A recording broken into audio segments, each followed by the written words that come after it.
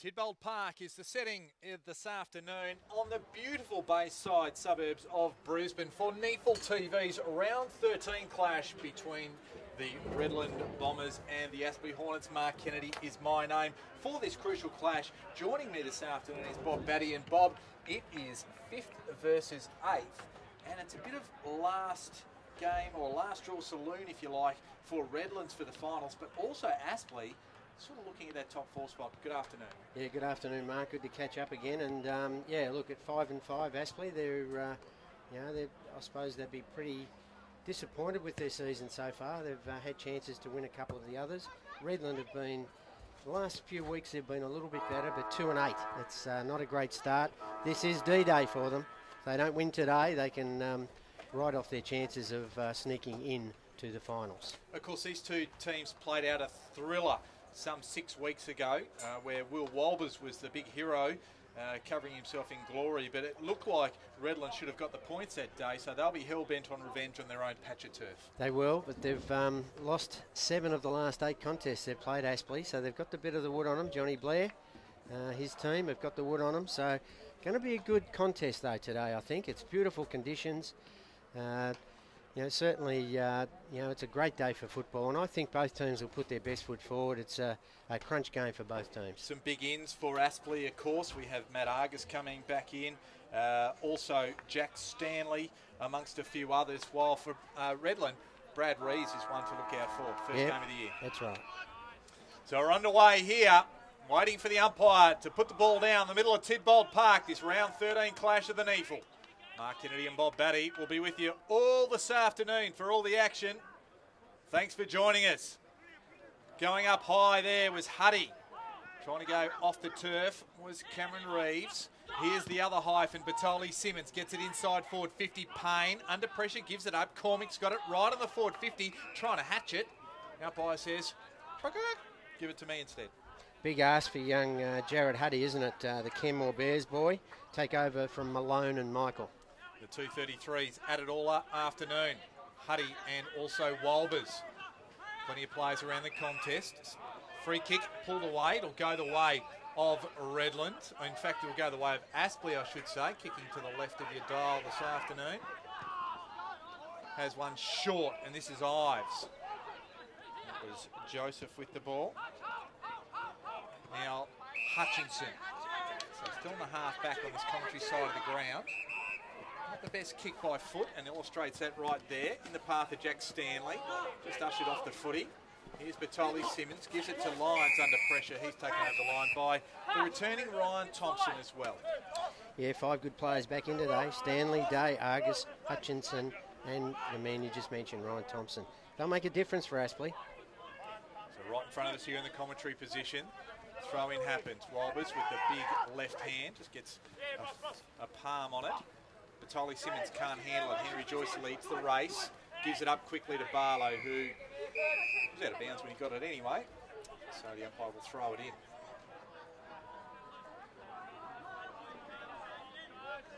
Boundary umpire just waiting there. That's 7 foot tall, that boundary umpire. Throws it in, or throws it down, he's that tall. Huddy. Put the hands on it. Redland will come away. Rolls. Has his kick smothered. That's on by Daniel Joseph. NEAFL representative. Did very well back in Tasmania, the former Glenorchy boy. Yeah, he's had a good year, hasn't he? Good pickup. He and Jordan Hayden, both good pickups for Aspley this year. I'll be loving the sunshine here today. A bit different to Tasmania. Ives leads the race from the throw-in. Here's Huddy, not sure where to go. Gives it back. Rolls under pressure. Boone, now to Howard. Generally lively with the ball. Goes backward and across the ground to Yagmore, who's generally wonderful by foot, no exception on that occasion, and finds young Sloan. So his first touch of the footy in NEAFL competition. Out towards Lyons, that came from Howard. He gets back on it on the bounce. Now he shows a little bit of toe. Kicks the ball inside forward 50. With the good spoil there was Hutchinson. Payne, he's upended but managed to get the handball away. And then Redland, they take it toward the goal line. That was Stephen with the kick, and 1 point is the result as Gross brings it back in, finds Joyce. Yeah, good to see Ben Sloan getting a chance. He's a Lions Academy player, and I think he's got some talent. He's a very good overhead mark, and he'll give him something up forward today. Clinton French, the hero of the premiership side of 2015, 14. Got my years mixed up there. That's Howard with the ball. Now to Boone. Short one. This is where they can come undone. The kick wasn't great. Was looking for Batali Simmons. Instead, a scrap happened. Emerging from the players, Reece Toy. Turns around the right foot. Warren just got around Yagmore, who was feeling for the body, but smart work there by Ben Warren. He'll go back and kick for goal from 45 metres out. Really no angle there. Yeah, we mentioned prior to the game that I thought Barlow and Ben Warren are going to be the keys for Aspley. He's been a goal kicker all year for Aspley. He's certainly well within distance here and should get the first score on the board for the Hornets. So Warren been in good form, and good form with the boot there, right over the umpire's hat, and that's the first goal of the afternoon. It goes the way of the Hornets, the visiting side. One straight leads Redland, one behind. The margin is 5 points. We've played a little over 4 minutes of the first quarter. Yeah, good goal there from Ben Warren. That's what he can do. He's a lovely kick. Give him a bit of space, which Peter Yagmore did. I'm not sure if he is the great matchup for Ben Warren. I personally, Boyd Bailey's the one that I would have picked to go with him, but I'm sure the Redland defence and their coaching staff will have a good look at that throughout the day. But good start from Ben Warren. And we don't want to nitpick, but Peter Yagmore just doesn't look as fit as he probably could be, and we know he missed some games early in the season. And Ben Warren, he just roams all over the ground. Yeah, going to be a tough matchup for Peter, but he can use that left foot, and you saw it just recently as well. So back in the middle of the ground, a beautiful bounce. Rolls, dragged off it by Ives, manages to get his kick forward, but gathering it there was Barlow. Gives it to Toy, who's immediately set upon there by Howard, so Redland will come away with it. It's the hyphen in Batoli Simmons. Payne just gets a quick handball off. Unable to take it there was Rogerson. Hutchison, he likes to run with the footy, put himself under pressure, and turnover comes. Cormick kicks it to the top of the square. It rolls just across the face. And 1 point is the result. 4 points now the margin in the way of Aspley as Gross brings it back in, goes long towards Joseph, who takes a nice mark and goes quickly. Goes over the top, looking for Warren. Here's Williams, just gets rid of Warren, kicks it short, finds Howard at half-back, who in turn kicks one just the required distance for mine in rolls. A little bit of side saddle with the kicking action, finds Brad Rees. Yeah, good to see him back, Brad Rees. He's been a stalwart for the Redland Football Club, and I'm sure he'll get a lot of the footy today. I'm sure he will. He won't want to keep doing that with it, though. The kick wasn't a great one. At half forward for Redland. Now they release. Here's Hayden. Got it from Joseph. And then with two first names and last names together. Now in the path of Nellis on the outer side. Half forward, gets it inside forward 50. Yagmore's there. And forcing to spoil on that occasion was Ben Warren. And will be having a throw-in from the boundary umpire, some 20 metres around from the Aspley goal outside. Yeah, Williams has been in good form for Redland. He's got the job on the on Jack Stanley, who can be very damaging up forward for Aspley. So Nellis in the ruck, Huddy at the back. Wrapped up by Boone was French. And getting the kick away was Walker for Redland. Now he gets it back and handballs straight into his teammates' back. So a lot of backs as Rolls finally emerges with the footy, gets it out towards the outer wing, out towards the boundary line, and it'll roll out. The umpire, what's he going to say? That is out of bounds illegally on purpose, so it'll be a free kick going Aspley's way. Yeah, a little bit stiff, got a bit of a wonky bounce, but it was a mongrel of a kick, wasn't it, from Rolls? And yeah, unfortunately for Redland, rolled out of bounds and free kick. So Hayden just goes long, right to the 50. Taking a nice mark in defence. There is Mills. We'll be looking for a big game from him. He hasn't been in the best form since he's re-emerged from WA. Been better the last 2 or 3 games he's played. He's gotten in the best players for Redland, so that's a step forward. So Rees goes to the outer side. He got it there, and they just mess it up there a little bit, the Redland defence there as Walker and also Huddy couldn't decide who was actually going to mark it, and the ball spilled out of bounds. Like his intent around the footy, around the packs at the moment, Huddy. He's really having a crack against Walbers. Of course, Sam Michael and also Malone, Craig Malone, are out for the season. Batoli Simmons on hands and knees to Rees. Over the back on that occasion was Stephen, and the ball rolls out of play. Right on the outer wing. We've played about 8 minutes of the first quarter. Very adventurous handball there from Damien Stephen. It was one of those, don't look at me, and I'll handball it over the top and towards the boundary line. Walbers front spot just bats it his way. In the back there was Joyce. So winning the free kick will be Redland, and coming up with it will be that man Rees. He's been in amongst it early. Yeah, give him some confidence, won't it? Let's see if he can deliver this one a bit better. Fourth disposal, and it is a good one at that. Gives it to Huddy. Huddy to Boone. Boone deep inside forward 50. With a nice spoil there was Hayden. And just getting around the football on that occasion was Christensen. Now to Boone. Has one over the top. What's he going to do? Payne gets it in the goal square, and with the left foot gets it off. They made hard work of it, but he got it from Sloane eventually and gets the first goal for Redland and puts them in front. 1-8. Aspley, one straight goal, 9.25 minutes first quarter. Yeah, well, look, I'm sure that they were really focused on really starting hard, Redland, and making a real contest. They've done that. I mentioned Huddy. I thought he did well there in the midfield with a lovely left-hand handball to get the ball moving, and very unselfish there by Sloane. I think he could have whacked it on his left foot and had a crack, but Payne fortunately got his toe to it and poked it through for their first goal. So that'll give them some confidence, and at their home pen, you never know what's going to happen in this game of AFL. As we mentioned before, the bounce, they do play tight games usually. Adkins in the ruck now. Ball goes Aspley's way. Coming out to meet it is Nellis, gives the handball back. Joey Day, just on that trusty left foot, just sits it up with the big fist on that occasion was Adrian Williams in front of Jack Stanley. Out of play, and the ball will have to be fetched by one of the spectators. Good to see suburban football at its best with some cars parked around the ground. Yeah, look, there's some good matchups back there. Williams on Stanley, I already mentioned that. Mills on Nellis. So, look, they're really working hard in defence there, Redland.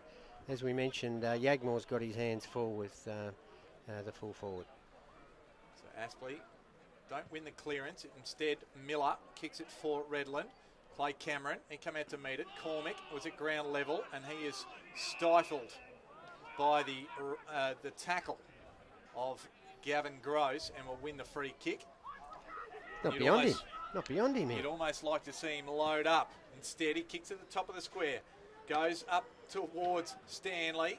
Mills, questionable handball, but gets it off to Yagmore. Quick handball from him. Only finds the debutant, Jack Coughlin, the boy from Maine, kicks Redland second, and Redland regained the lead. 2 goals straight, 12 to, Aspley. 2 goals straight, 12 to Redland, 1-8. We've played 11.5 minutes. Yeah, good on him, Jack Coughlin. He first game of NEAFL football, and to get a goal in the first quarter, he snapped it well. Went underneath, actually, didn't go over the top. A lot of the AFL players are doing that lately and getting it smothered. So Jason Dunster will be pulling. No, he hasn't got any hair left, so he wouldn't be pulling his hair out. But anyway, he got it through. First goal for the young fella. Well, I don't think he'd be pulling his hair out anyway, because they never seem to catch a spray from him unless they actually miss.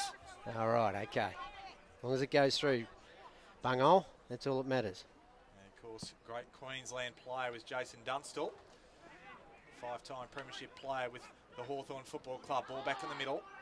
Playing a tackle is Rolls. He might be in trouble here, the man underneath, which is an Aspley player. And emerging from it is Henry Joyce, I think it might be. So Jack Rolls, or Luke Rolls I should say, gives it to Yagmore. Inside forward 50, looking for Payne. It's worked off the contest by Hutchinson. His defensive partner in Gross gets it back to Hutchinson. They come to the commentary side of the ground, the back pocket. Henderson almost thought that Dixon was going to hang on to the footy or go for the footy. Instead, the ball rolls out of bounds harmlessly. Yeah, lack of talk there from the two defenders there, Daniel Henderson and also Hayden. So got to be a bit better than that, the Hornets' defence. Adkins. Over the top there was Dixon. Cormick, he'll be in amongst it all day. Here's Rolls, likewise. Ball up, Gross lays a good tackle. Coming out of defence there is Aspley. Nellis came to meet it, just bounced off his chest. Darcy Cameron Reeves gives it to Mills, who hits a scrambler inside forward 50. Christensen couldn't take it. Good work there by Sloan. Now to the young fellow in Bailey, to the top of the square. Good punch there. Redland, they're just keeping it in the zone here. They're doing quite well. Lyons is in amongst there. Cormick's in amongst there as well. And the ball's tied up under Cormick, and the umpire will ball it up. The man with the tackle there was Jordan Hayden. Yeah, they're just, it's a very crowded forward line though, isn't it? It's going to be difficult for them to score, but at least they're scrapping and having a red-hot go. Adkins got the clear hit out there, but no real winner as the ball's tied up yet again. You could throw a handkerchief over 15 of them, I would have thought, in that forward 50. Just one player behind centre, and that is Adrian Williams, who's just looking like a quarterback back there. They're trying to direct traffic. Again, we'll have a stalemate. And the umpire will do his thing yet again. We'll see if we can't get something happening. Here's Baker. Holman today. Now to Dixon. And just back to that man who said was the quarterback, Adrian Williams. So that wasn't smart play to just kick it without any great purpose. Yeah, Jordan Hayden has to really look upfield and lower his eyes, I think. Boone to Miller. Now to Cameron Reeves. So the man kicks it. Darcy Cameron Reeves to Stephen Mills. There's one short. It's Sol Cormick. Cormick loves to get moving and does on that occasion. Payne at the back. He almost got it over the top of Hayden there. Now he works hard at ground level. Hutchinson sets upon him with the tackle. The ball spills out so Aspley can clear. Mills just worked his way to the front spot, but Nellis did it well. Wrestled it away. Got it to Thompson. And now the race is on. Argus just showing a good set of heels. In fact, it's a young man in Coughlin. Just working through. Punches it forward. Good work by Coughlin. And even better work there by Adrian Williams, who got the touch on the Jack Stanley kick. Wow, great work, Jack Coughlin. Not courage. He was being attacked there by Williams, and Williams did well to get a fingertip on it and saved a certain goal. So Redland will take it out to the outer side. That was Williams. Well done. Nice mark out there by Brad Howard. Good match up there with Holman. Down the line he goes. Finds Sloan. So Sloan right in the outer wing. Adkins is there, pushes his man off and then just can't take the footy with him. So just doesn't do, he did all the right stuff. Lyons emerges with the ball, just grabbed. Now Rolls lays a good tackle as Aspley took possession of the ball and the ball tied up inside forward 50 for Redland. Yeah, he was away, wasn't he? Should have taken the mark and streamed towards goal, but unfortunately left it behind after doing all the good work with his body. Off the ground goes Jordan. Now to Joseph. So Joseph up to Stanley. That looked like some hands in the back to me. Umpire says no, so it's at half-back for Redland now. Yagmore with the footy. Just measures it, kick nicely. Clay Cameron. Of course, when these two sides met last time, took probably mark of the year for mine. Good kick on that occasion. Finds Christensen. Won't miss him with the orange boots. Goes down the line and kicks to the other man like a radar. Orange boots to orange boots. And those orange boots belong to Jackson Payne, the former Lion and Magpie. Good mark from Payne. He's looked lively up there today. One or two he got his fingertips to and just hasn't held it. But here's a chance. He's going to probably have to curl this one around from that pocket. Not an easy kick. Tight shot. Only 30 metres out. Goes with the check side and goes to the near side. So only a minor.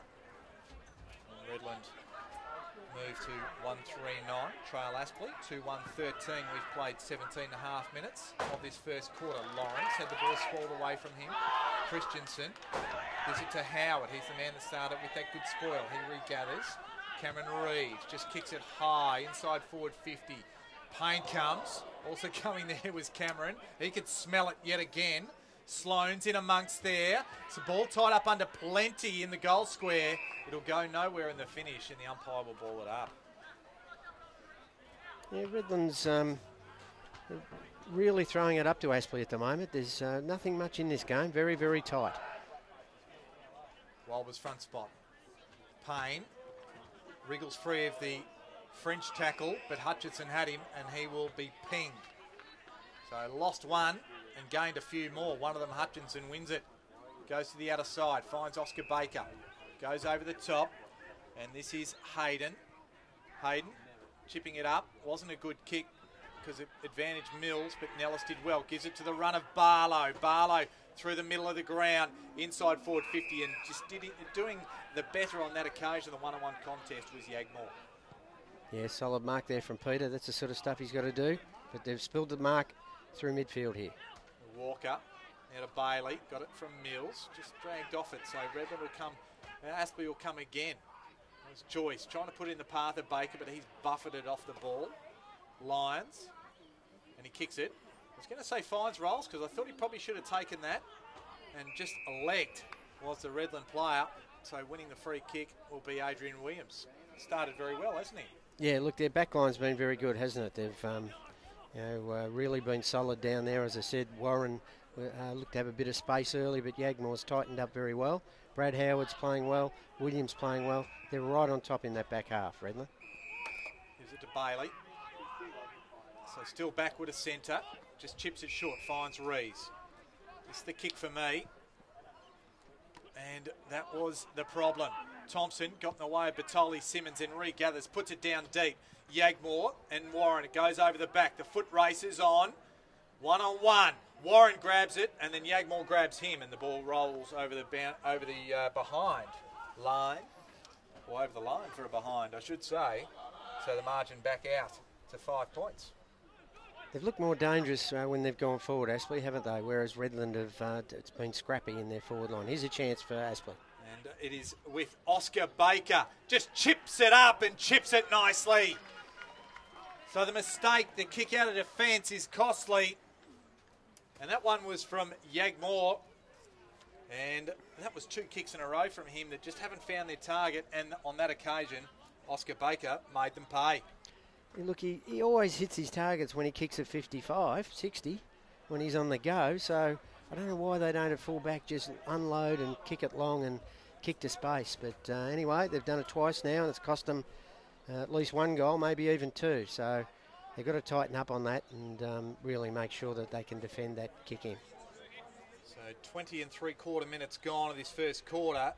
Aspley moved to 3-2-20. Redland 1-3-9. 11 points the margin. Leading position getters. Rolls has 7 for Redland, while Nellis has 5 for Aspley as we get moving again.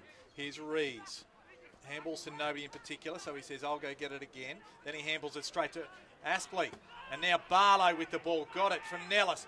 Takes a bounce right on 50. Kicks for goal. And that one hurts. Well done there by Barlow as Aspley kick another 4-2-26. Redland 1-3-9. 21 and a half minutes gone, and that was sloppiness from Redland. Allows Aspley to take full effect yet again. Yeah, you mentioned that main Nellis. Nellis again getting the better of Stephen Mills in that contest. And even though Mills has been in front 2 or 3 times and got his fingertips to marking contest, Nellis has read it well off the pack and been very instrumental. And that was a nice bit of play to get it to Ed Barlow. And, gee, when he's on the run, he can kick him from anywhere, can't he, Ed Barlow? Very big danger in this game. The former Sydney Swan, for those people who are tuning in, of course, prolific player of the Sydney Swans, originally from Finley, I believe, in New South Wales, so a local product of the Sydney Swans. Happy to be up in Queensland and doing some great work for the Aspley Hornets. We're underway again. Tidbold Park is the place we are. Here's Rees again.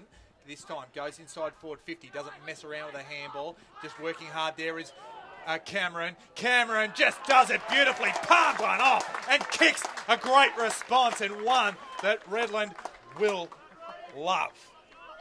Oh, yeah, the faithful were all up for that one. And, yeah, he won the hard ball, had to work through.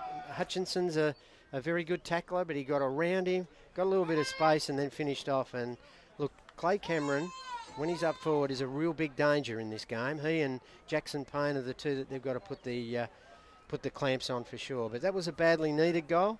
They've fought hard, they've kept in the game, but Aspley look more dangerous when they move the ball and get a bit of space.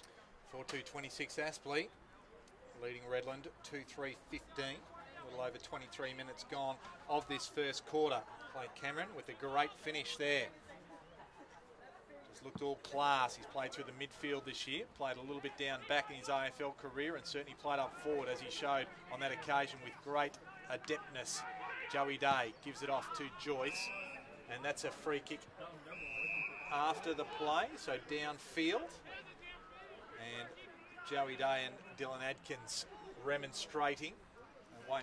It'll matter little because Aspley will have the free kick and be able to shoot for goal, and the man coming up with it will be Clinton French. So silliness, you would suggest, just to get back in the contest, I suppose. Just 11 points adrift and give a downfield free kick, resulting in a shot for goal, Bob. Yeah, certainly didn't need that one, did they? Undisciplined. He's been very good though off half back, Daniel Joseph, the Glenorchy boy. He's really continued his fine run of form. Went over the mark, did Adam Boone, so that will be 50 metres. So 3 errors in quick succession will gift 3 goals to Aspley, as Clinton French will make an absolute certainty of this. Comes in and over the umpire's hat, so that will not please Lee Harding, the coach of Redland, one iota, as Aspley move to 5-2-32 to Redland 2-3-15. Nearly 25 minutes gone first quarter. Yeah, there's a fine line between being on the edge and giving away silly free kicks, and I think they've just crossed the line 2 or 3 times in this quarter, which certainly won't please the Redland coach. Apart from that, they've been right with them throughout this first quarter and are really a chance, but little things like that are going to hurt them throughout the day if they keep that up. They've got to get that out of their game. So the margin 17 points now. Deep into time on. Go again. Huddy went early, but got the hands up. Vitali Simmons just hit off the ball. Now they'll come away. With the kick there was Dixon. Goes to half forward. Big pack. Just going for the absolute beautiful leather Sharon. Plenty of players around the contest. Just inside forward 50, 40 metres out from Aspley's goal. The umpire will throw the ball up as it's tied underneath a few bodies.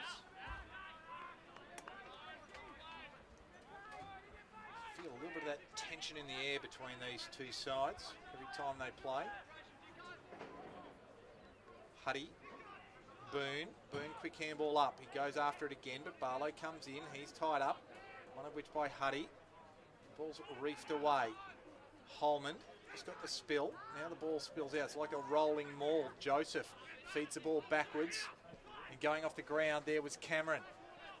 Payne couldn't take it with him. There is Sloan. Does well. Just used it quite well, but then gathered the ball and tackled immediately. I thought he was going to actually show a clean pair of heels there, Bob, and get away. Yeah, look, he's clever. He's better overhead than when the ball hits the ground, though. But he did well to hold that ball in, give Redland forwards at least a chance, and on ball is a chance here. Half forward out of side for Redland. Trying to come through there was Batoli Simmons. He'll be in and under all day. And the umpire picks out a free kick. It's going Aspley's way.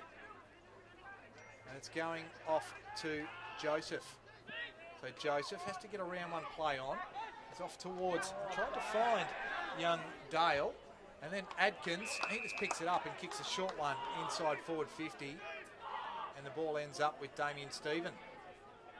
Yeah, well, he can kick the goal from there. That was good work by Dylan Adkins. He's not the longest of kicks, but he lowered his eyes, did the right thing. I think they need to do more of that because Aspley have got plenty of defenders back there. Well, it just came about as an errant kick from Daniel Joseph on that occasion. So Damien Stephen, the boy from Mount Cravat, comes in, 45-degree angle, just pulls it across the face. And it'll be rushed over the line for a behind. So the margin now 16 points. 27 3/4 minutes gone in the first quarter. Down the middle, Aspley go. Good mark there by Dixon. He goes on quickly, has Nellis on the outer wing. Coming to meet him is Yagmore, but the kick is a good one. Finds Warren. Now Howard's with him. They go over the top. Baker's there all by himself. Coast to coast it is. He decides to play on and then made a meal of it, and he's tackled, holding the ball. A little bit of lack of awareness around him from Oscar Baker. Yeah, good work, Adrian Williams. He saved a couple of goals down there this quarter. They've had their hands full, haven't they, the Redland defence? They're just clinging on at this present time. That's a terrible kick off the boot. Cameron made it look good, gives it to Howard. On defensive 50, feeds the ball outside. Rees kicks a Wernbetter straight up the outer wing, finds Payne on the lead. Fair way from home. Decides to go backwards. Has Miller there, who in turn goes laterally once again, has Mills. So Mills takes a bounce, measures the kick nicely. Cameron Reeves has Adrian Williams, happy to palm Baker off, does it easy, but the handball finds Nellis. And that was a high tackle for mine. Umpire says no. And should have been a free kick against Nellis there for mine, Bob. There's a little bit of push and shove. Yeah, it was hard for him to see from there, though. It was the angle. We had a beautiful angle on it. And, yeah, it was a little bit high, that first tackle. But Nellis doing some good work for Aspley in this first quarter. Huddy ends up over the back there. Dixon trying to come through. Here's Nellis again, does it well. Gets it off to Dixon. Dixon inside forward 50. And just getting there first was Scott Miller, and crashes into his own teammate. Gives the handball up quickly. On defensive 50 finds Yagmore. Yagmore through the middle of the ground. Outer wing there has Lyons. He has a runner on the outside. Rolls. He goes inside. Batoli Simmons inside forward 50. Kicks it low, kicks it hard, and kicks it errantly. Yeah, that's the difference, isn't it? You know, you see Ed Barlow on the run from 50 and he loads it up and goes bang. That's what they need to do, Redland. They need to be able to kick goals on the run from just inside 50. Margin down to 15 points now. Ryan Thompson brings it back in. Well done there by Dixon. Just came across the front of the pack. Now to Barlow. Gives it backwards. Finds Henry Joyce. Loves to run with the ball. Decides to kick on this occasion. Goes to the outer side. Gave plenty of work to do for Matt Argust. Has it backward to centre. Now chips it inboard and finds Hutchinson. Still backward to the wing. As quickly finds it. Well, I was going to say finds Barlow, but Barlow had to work for it. Had to get it on the second grab. That was Warren. Well tackled there by Yagmore. The ball end up being a turnover, and Redland, they can be away here. Here's Christensen. Christensen in the middle of the ground. Plenty of space to work with as Rolls. Rolls. Kicks it laterally. Finds Rees. Now goes short. Finds Cameron, still at half forward, gives a short handball away to Rolls. Good build up, kicks across the face. Coming across there was young Sloan, couldn't take the ball. Just worked off it there was Christensen, the ball in the goal square, and happy to run it over, and far too easily, and will be penalised. Young Brad Dale, and just ran it over with no pressure, and that is a pretty fair assessment of a free kick for mine. Yeah, we're a long way from it, but he did look as though he had 2 or 3 metres there. So bad blue there from the young fella, but still, he's learning the game. Yes, he is. And that'll be Jackson Payne with his second of the afternoon. And narrows the margin now to just 9 points, 3-5-23. Aspley, 5-2-32. We've played 31 3/4 minutes of this first quarter. Yeah, badly needed goal there from Redland to stay within contact. They've regrouped a bit. They had a chance to kick a goal down the other end. Oscar Baker, probably if he had his time again, would like to go back and have a set shot, but not to be. And good work there for Redland to come through and get that goal right just before quarter time. Very handy. I think it'd be fair to say, Bob, that about 50% of the goals have happened as an account of defensive errors on behalf of both teams. Correct. So Walbers does well out of the middle. French, he's tied up with the ball by Miller. As the siren sounds, as Brad Rees gets the kick away. If it counts, it would have been his 10th disposal for the quarter. And the margin at quarter time is 9 points in favour of Aspley. 5-2-32 to Redland. 3-5-23. And the goal kickers for the home side first. It's 2 to Jackson Payne and 1 to Clay Cameron, while it's all singles for Aspley, and that is to French, Warren, Barlow, Baker and Coughlin. Had to see that first quarter, Bob. Yeah, very even. Aspley probably a little bit better with the way that they've spread from stoppages and spread from play, and have had easier, when I say easier shots, they've had a bit more time and space to have their kicks on goal. But you mentioned it, defensive errors from both teams have kept each of the teams pretty close handy at quarter time. So I'd say at quarter time, Harding would be pretty happy with that. They've stuck to their guns, haven't let them get away, and they're right in this game, Redland. Well, we'll take a break as the two teams get some messages, and we'll be back with you after quarter time for the resumption of this game. The round 13 clash here on NEAFL TV between Aspley and the home team, the Redland Bombers.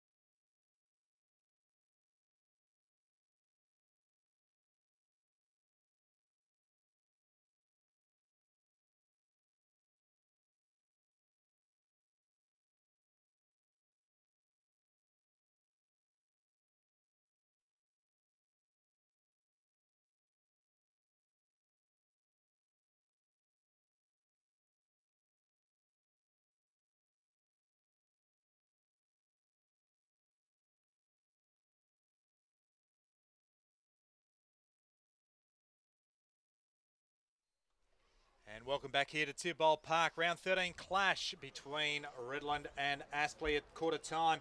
It is 9 points in favour of Aspley, the away side. Just results quickly recapping last night. First versus second, and it was the team first on the ladder, which is the Sydney Swans beating the Sydney University students, I suppose you could call them, by 42 points at the SCG.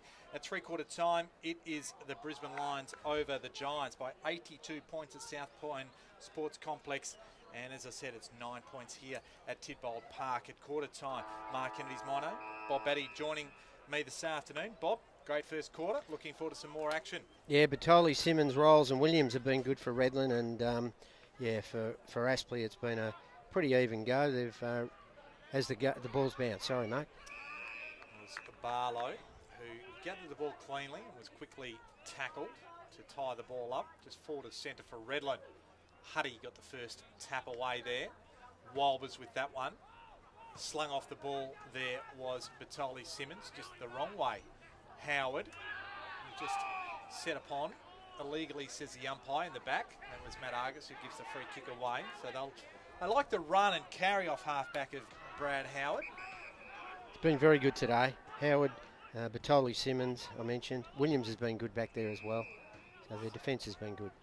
Finds his target there. And Redland go inside forward 50. That was well constructed on that occasion. It was Luke O'Sullivan who got the kick from Howard, and in turn he found Clay Cameron. Yeah, nice hit up, wasn't it? The Academy, Lions Academy player, he's had a fairly good 3 or 4 weeks. He's been pretty consistent as an Academy player for both the Lions and for Redland. So good work for him, and this is a chance for Clay to boot his second. So generally a good kick for goal, and he's just I put the commentator's curse on him, really, didn't I? There. You did. Just hung it out to the right. So the first score in the second quarter goes the way of Redland, but it's only a minor.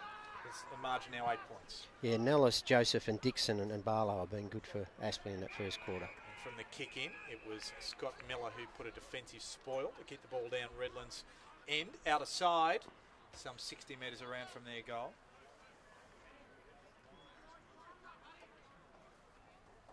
So we'll have the ball thrown back in.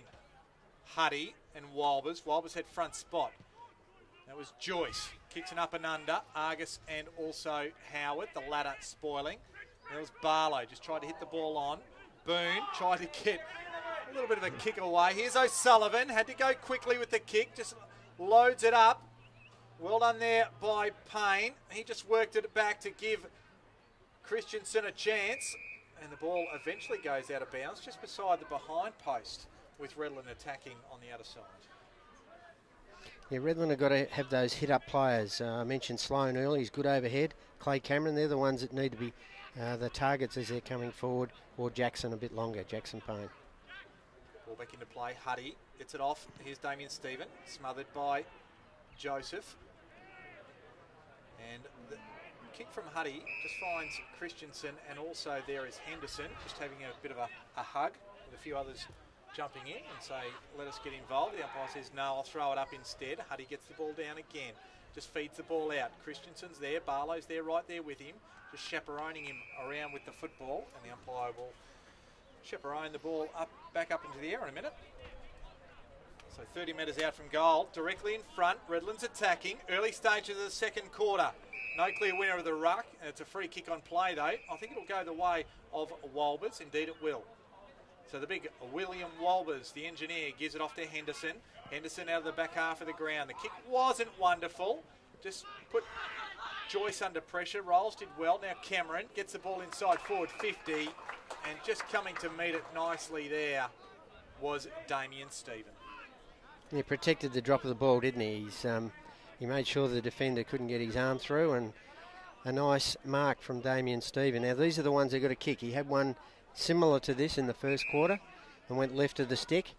Cameron's already missed one from about there. They really need this one to put some scoreboard pressure on Aspley Hornets. It's been a problem all year for them, just conversion. Once they open those opportunities up, they don't take advantage of them often enough. So we'll see what Damien Stephen can do. Looks on target but fades away to the right, so didn't learn from the Clay Cameron kick. And another behind. That's 10 scoring shots to just 7, yet they trail by 7 points. It was a direct replica kick from Clay Cameron. It was exactly the same. They've got to learn from that. Going high there was Rogerson.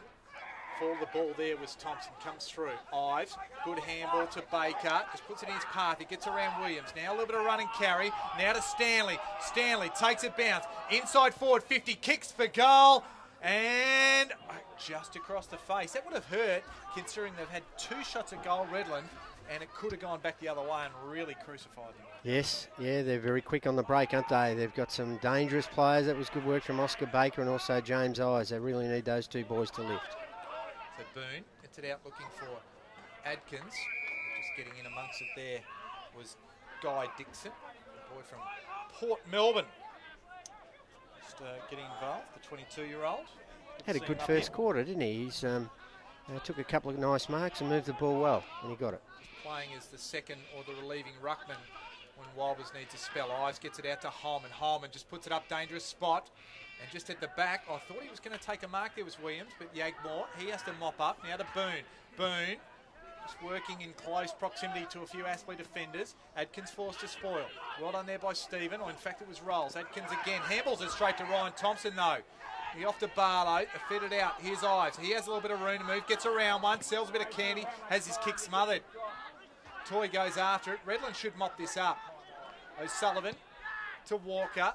Now the ball, it's a 1-on-3 contest here, and the 1 wins. Well done, Ben Sloan. Gives it to the run of Howard. Howard on the left foot, measures the ball. No, I was going to say nicely to Payne. He and Cameron, I think, just made an absolute mess of that with a bit of talk, and a wasted opportunity yet again for Redland as they go forward. It was a great build-up, Bob Batty. Yeah, it was, and Brad Howard's been very efficient today by foot and by hand. He was involved in that, and a beautiful kick. It surely should have been one of either Payne's or Cameron's mark. Adkins over the back. Toy wrapped up. Ives ripped off it. Didn't take possession of it, says the umpire. Batoli Simmons is the man that gives a free kick away. And Ives will get the reliever in his own back defensive 50.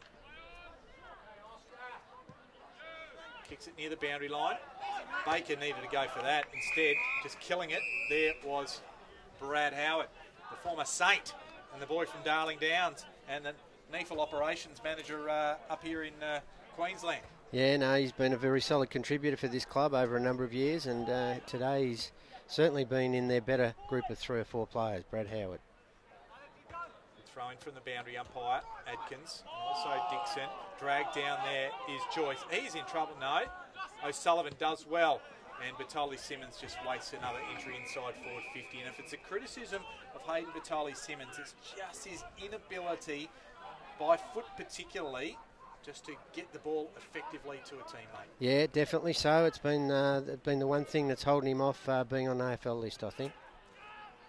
So well done there by Hutchinson. Got the ball out to the far side. Gross off half back, gets it to half forward. Diving there was Warren, couldn't take it, so Yagmore says thank you very much and kicks a beautiful head-high 50-metre kick into the arms of Rogerson. Rogerson kicks it short, and that's not his best conveyance either. Just put his own player under pressure. Well done there by Christensen. Just gives it to a teammate who had 2 or 3 to contend with. That was Sol Cormick, who was the man who was besieged and tied up. So inside forward 50 for Redland, 40 metres out, just on the outer side. Yeah, need a lift from Luke Rogerson. He's been very quiet today, hasn't had it much, and again a wasted 4A forward for Redland. Henderson did well, gets a handball up, but gives it straight to Adkins. Adkins shoots for goal, and there's another point. So they've had chances. They can't be accused of not creating chances themselves. It's a matter of taking advantage of. You've got to get it to the blokes that can really kick the ball, like Jackson Payne, maybe Clay Cameron. Aaron Christensen's a very good goal kicker. Get it to those players that can make sure of it. So Gross does well from the kick in, gets it to Joey Day, and it's Luke Rolls who interjects. Jack, isn't it? Jack. How bad am I going? It's Jack Rolls. Jack Rolls. I tried to call him Luke. My notes. Bad work. He might be a nickname of Luke, who knows? Yes, that's right. But Clay Cameron is the man with the ball. Now.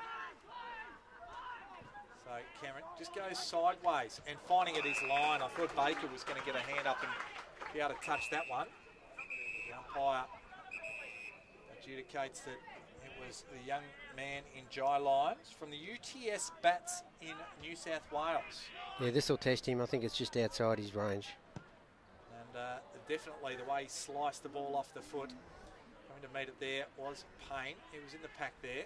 He's fed the ball out. Here's Rogerson. He'll get there first. Turns around. He'd want to go on his left, but instead, no, he doesn't.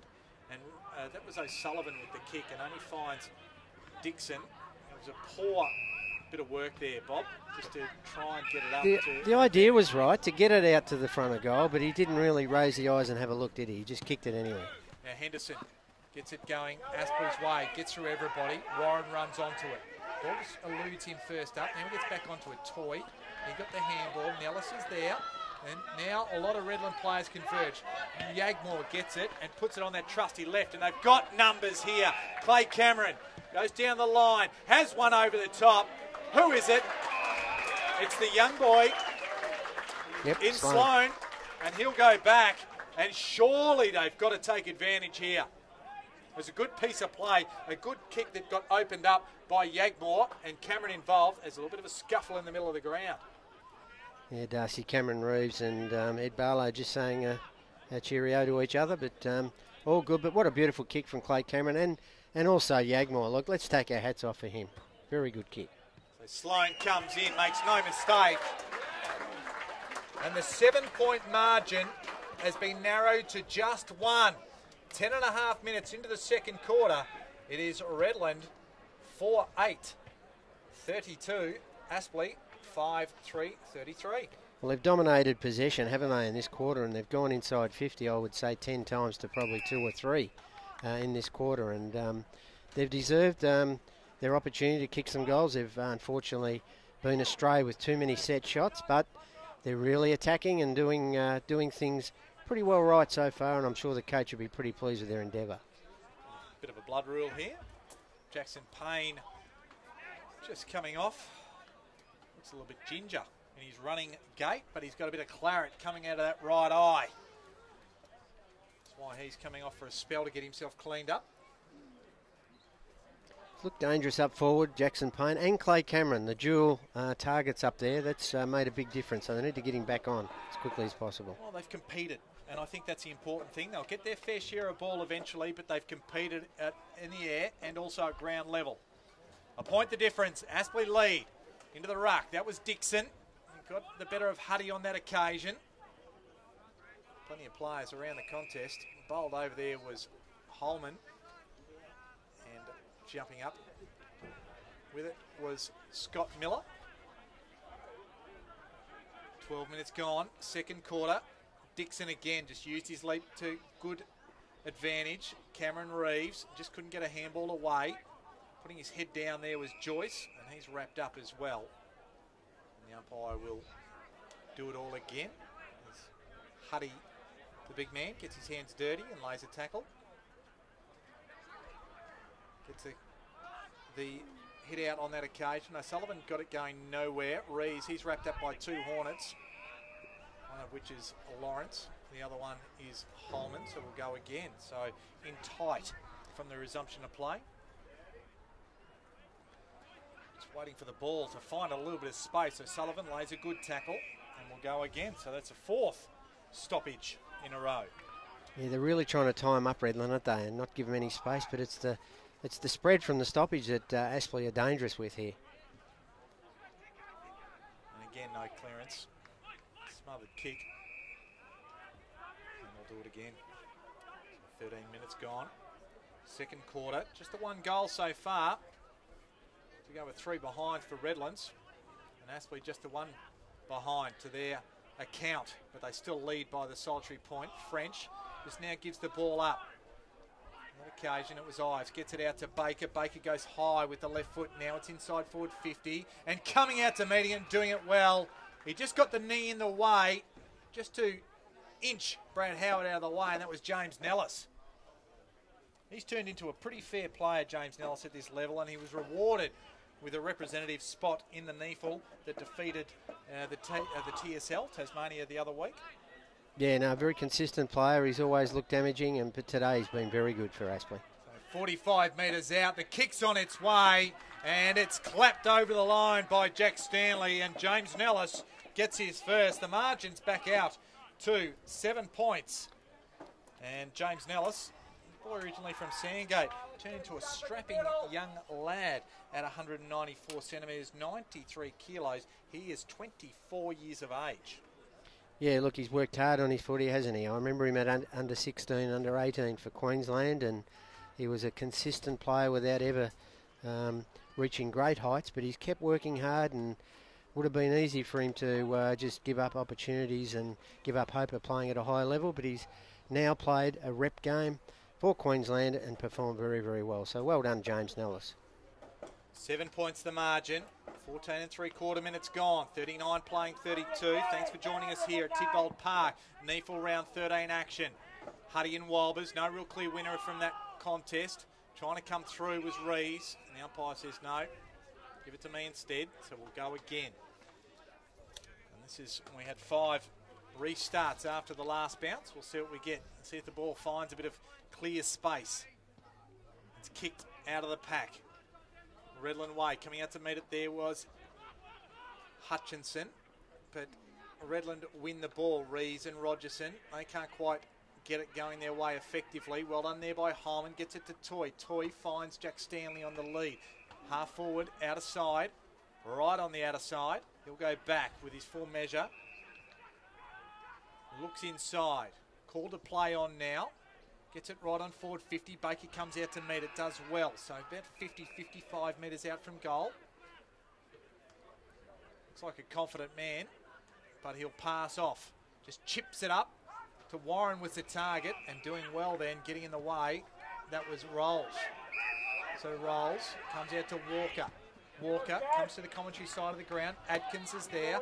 With the experience there was Gavin Gross. Adkins just tries to put a foot in to get it going his way. Argus is just back on the ground. He's there to meet it.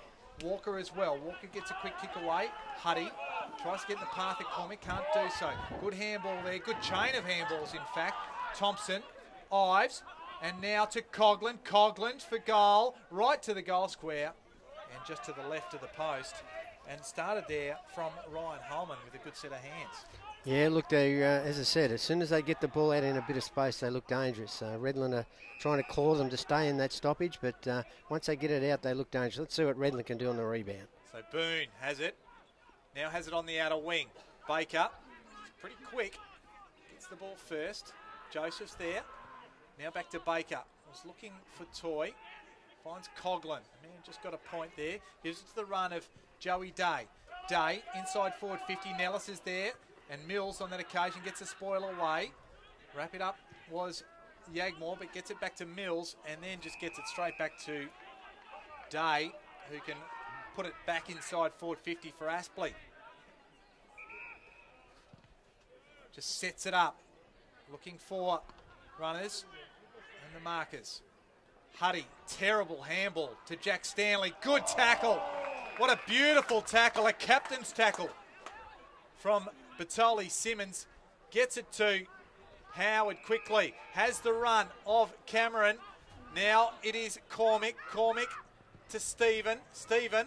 Lyons is the man there, but pushing back hard there was Hutchinson. And good defensive work there from Aspley, Bob. They're going to get out of this as Toy marks the ball. Yeah, look, they've...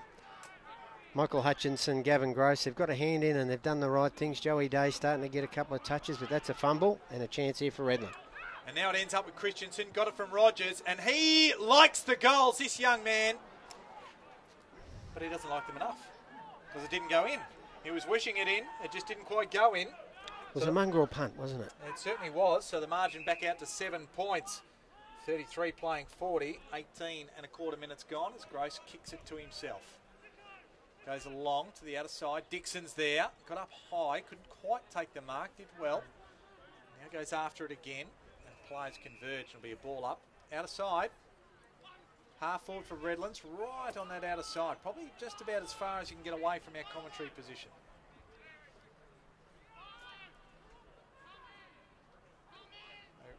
The ball just kicked out from fence there. And that was by Hayden. Middle of the ground, just on that wing. Barlow tied up underneath him. Right there with him is Boone. We'll have a ball up. mentioned at the start of proceedings that Ben Warren and Ed Barlow were the two that they had to watch. They've done the clamping job on them fairly well, I reckon, so far. They've really worked hard to negate their influence on the game. It's one of those men, Barlow laying a tackle. So Ed Barlow, the 6 disposals, 1 goal. And Ben Warren, at this point in time, the 3 disposals, 1 goal for him as well, 2 marks. Huddy, like what he's doing this afternoon. Sam Michael had a good vote of confidence in him during the week. Christensen, inside forward 50. Just knocked away from Jackson Payne, who's back on the ground, albeit with a bit of a headband and a new jumper. He's in the 47 for those playing along at home now, instead of the 39. The ball out of play, 35 metres around from Redland's goal, out of side. Wilbers with the hit out. It's on defensive 50. Stephen to Howard to Lyons. Gets around one. Feeds it inside to Huddy, who's at 40. Off one step, loads it up for goal. And just to the near side. So they're peppering.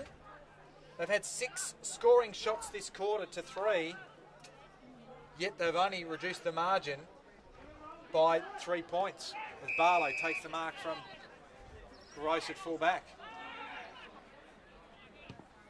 Barlow down the line.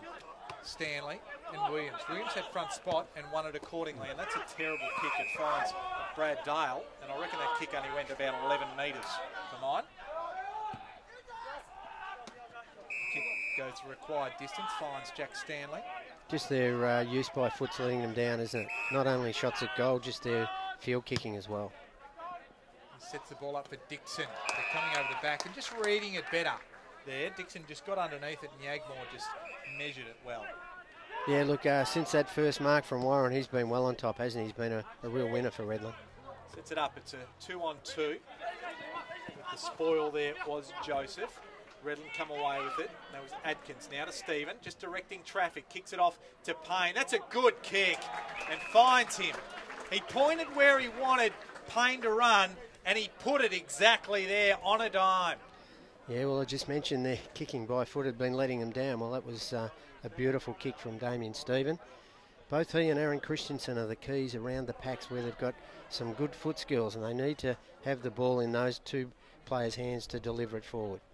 So from 30 metres out, no real angle to speak of. Payne gets it. He made the umpire work. You could probably hear the breath being held by Bob Batty in the background. And Jackson Payne, that's his 3rd for the afternoon. And the margin, it is dead square. 5-10, 40, playing Aspley, 6-4, 40. Yeah, look, they've worked hard, haven't they, Redland, for their goals. They've should be probably 3 or 4 goals in front on the amount of play that they've had and the amount of opportunities they've had deep forward. But Aspley have kept in it by getting them on the rebound and also using the ball a bit better when they go forward. They look more dangerous when they get into their forward line. With Redland, it's just a little bit of hard work, isn't it? But good work, Jackson Payne.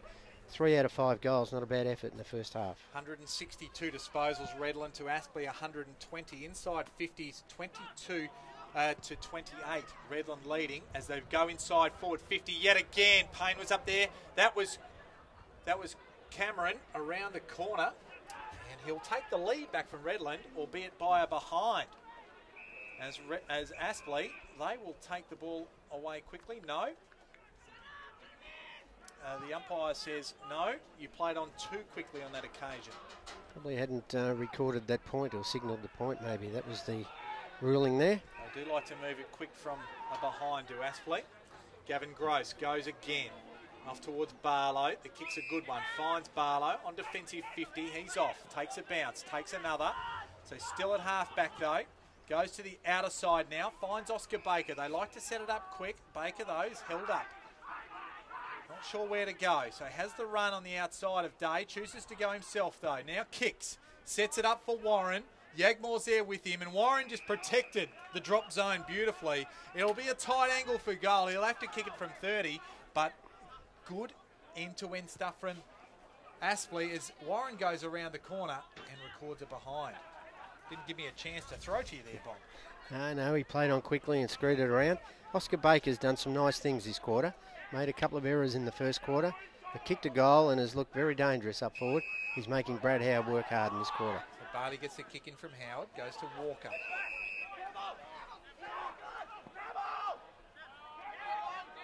Not sure where to go, so just decides to pop it over the top, finds Barley again.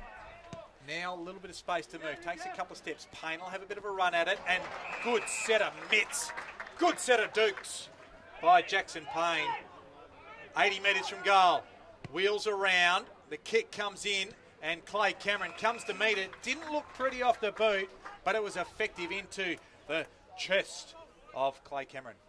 Yes, it was. He lowered his eyes, didn't he? He didn't bomb away because Aspley had plenty of numbers down back with Hutchinson, Gross, and another couple of tall blokes down there, Will Walbers. So good work there to lower his eyes. And Clay Cameron, he's missed one from a little bit further in from here. He needs to kick this to give him a real zip of confidence. He missed it to the right, or to the outer side. This one, it's fading to the other side.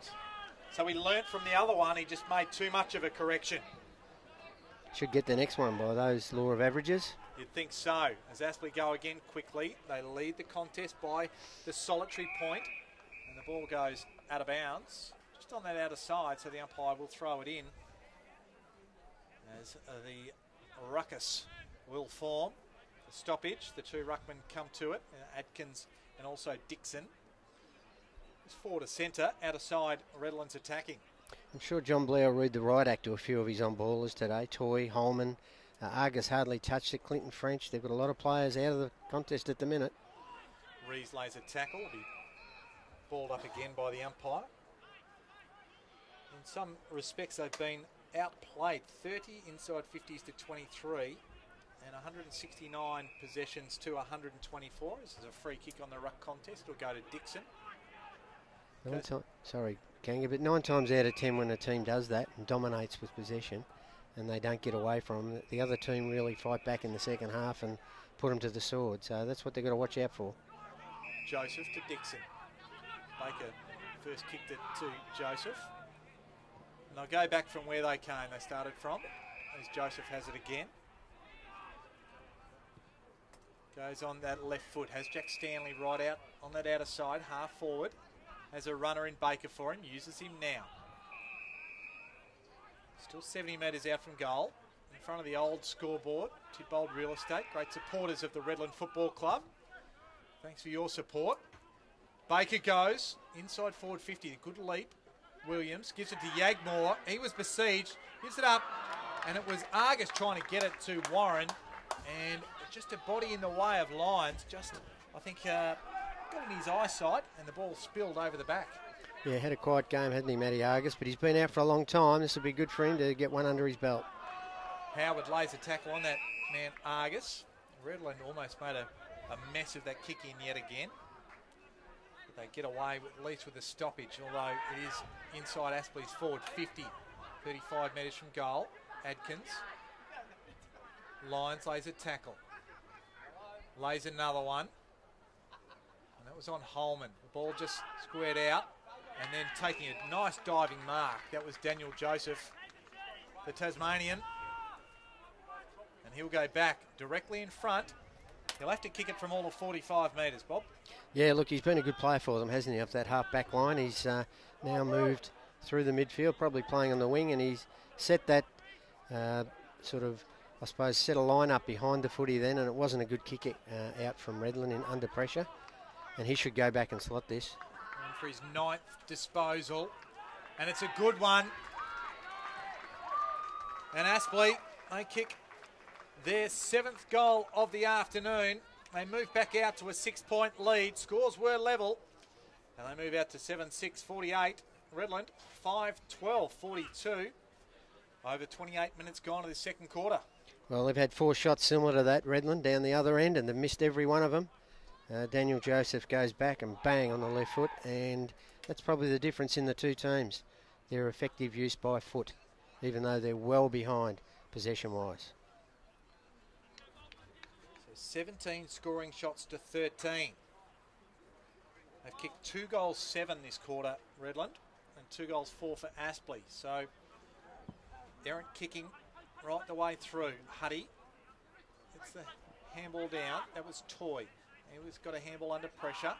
Batoli, Simmons. He lays the tackle. Almost put the saddle on. And getting up there was Holman off the bottom. He's only gone 5 metres from the centre circle. Wobbles again. Toy. Lions put the pressure on him. Coming through as Boone. Picked it up wonderfully. Goes right to forward 50. Henderson couldn't take it with him. Payne goes hard at the footy there. It's almost a bit of a clash of heads, I thought. There's certainly a solid bit of contact. Might be some more claret there for him. Yeah, in fact, it was young Sloan, I think. No, I take that back. It was Payne. And he'll be in probably just that, Payne. As the halftime siren sounded when that clash happened. And it's Aspley by 6 points at the main change, 7-6-42. Redland, 5-12-42. It was 2 goals 7 to 2 goals 4 in that second quarter. How'd you make it, Bob Batty? Yeah, look, as I said, during that quarter, they had all the play. Redland, they've dominated proceedings, going inside 50, had more opportunities in front of goal, had 6 shots at goal in that quarter that should have been kicked, and I think they missed 4 of them from set shots. So that's a waste of disposal there from Redland. Good work to Aspley to keep their noses in front. They haven't played well. John Blair will emphasise that. There's a lot of players need to lift for Aspley, but they've got their noses in front. And away from home, with the second half to come, they can certainly play a lot better than what they've done so far. But full credit to Redland. They've tried hard, worked hard. They've just got to make more of their opportunities. Game in the balance. Possession-wise, 173 to 134, Redland way. Inside 50s also going Redland's way, 31 to 24. Hitouts, 26-21. Aspley's way, and clearance is also going Aspley's way, 19-17. It is Jack Rolls with 13 disposals leading Redland. Brad Rees has 12, 11 to Damien Stephen and 10 to Clay Cameron. He's kicked 1 goal 3 so far, Clay Cameron as well. For Aspley, 10 possessions to Oscar Baker. He's been lively, 6 marks, 4 inside 50s and a goal. Daniel Joseph, who we talked about, just kicked that last goal before half-time, 9 disposals for him, and also 9 for Dixon Nellis. And of course, Nellis has a goal for proceedings. So we might take a break as the players take a break of their own. For the long break, this is NEAFL round 13 here at Tidbold Park. It's Aspley by 1 goal.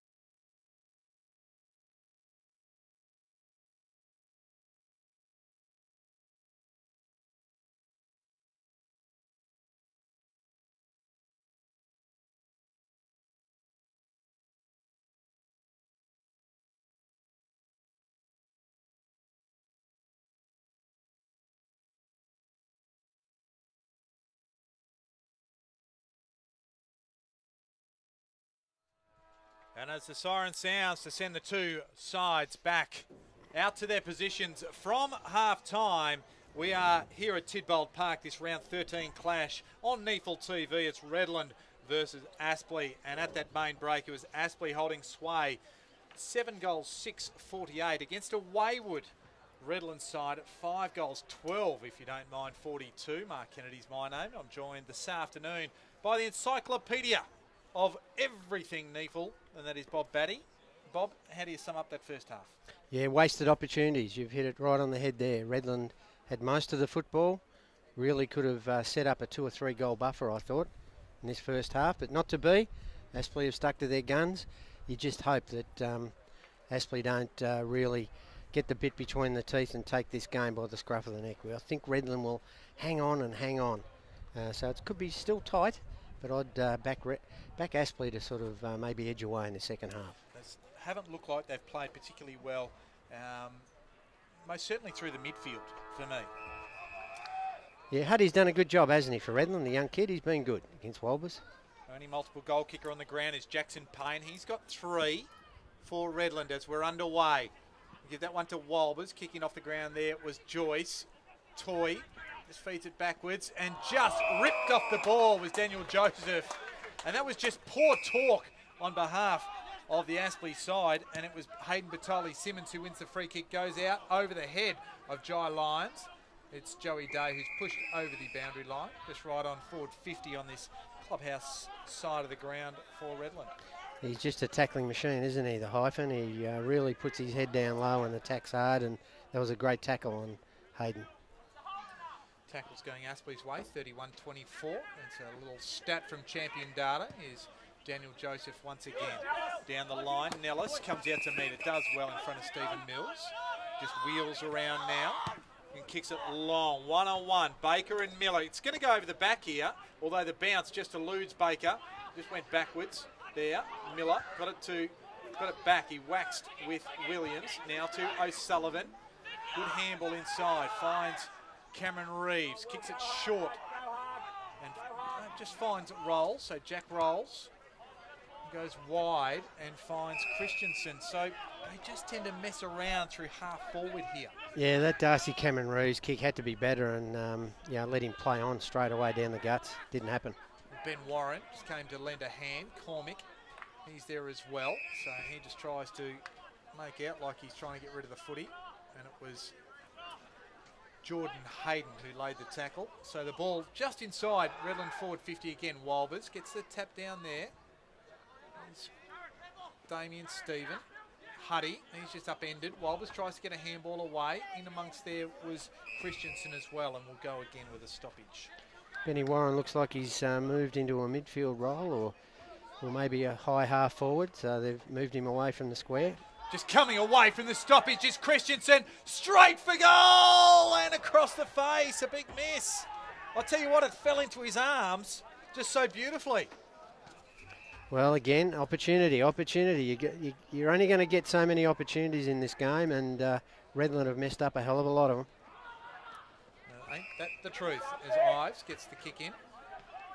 Still in his defensive 50, just in front of the two coaches' boxes. A lot of furrowed brows, I would suggest, this afternoon in the coaches' boxes. Goes down the line. Walbers takes a good contested mark. We don't quite see enough of that from him.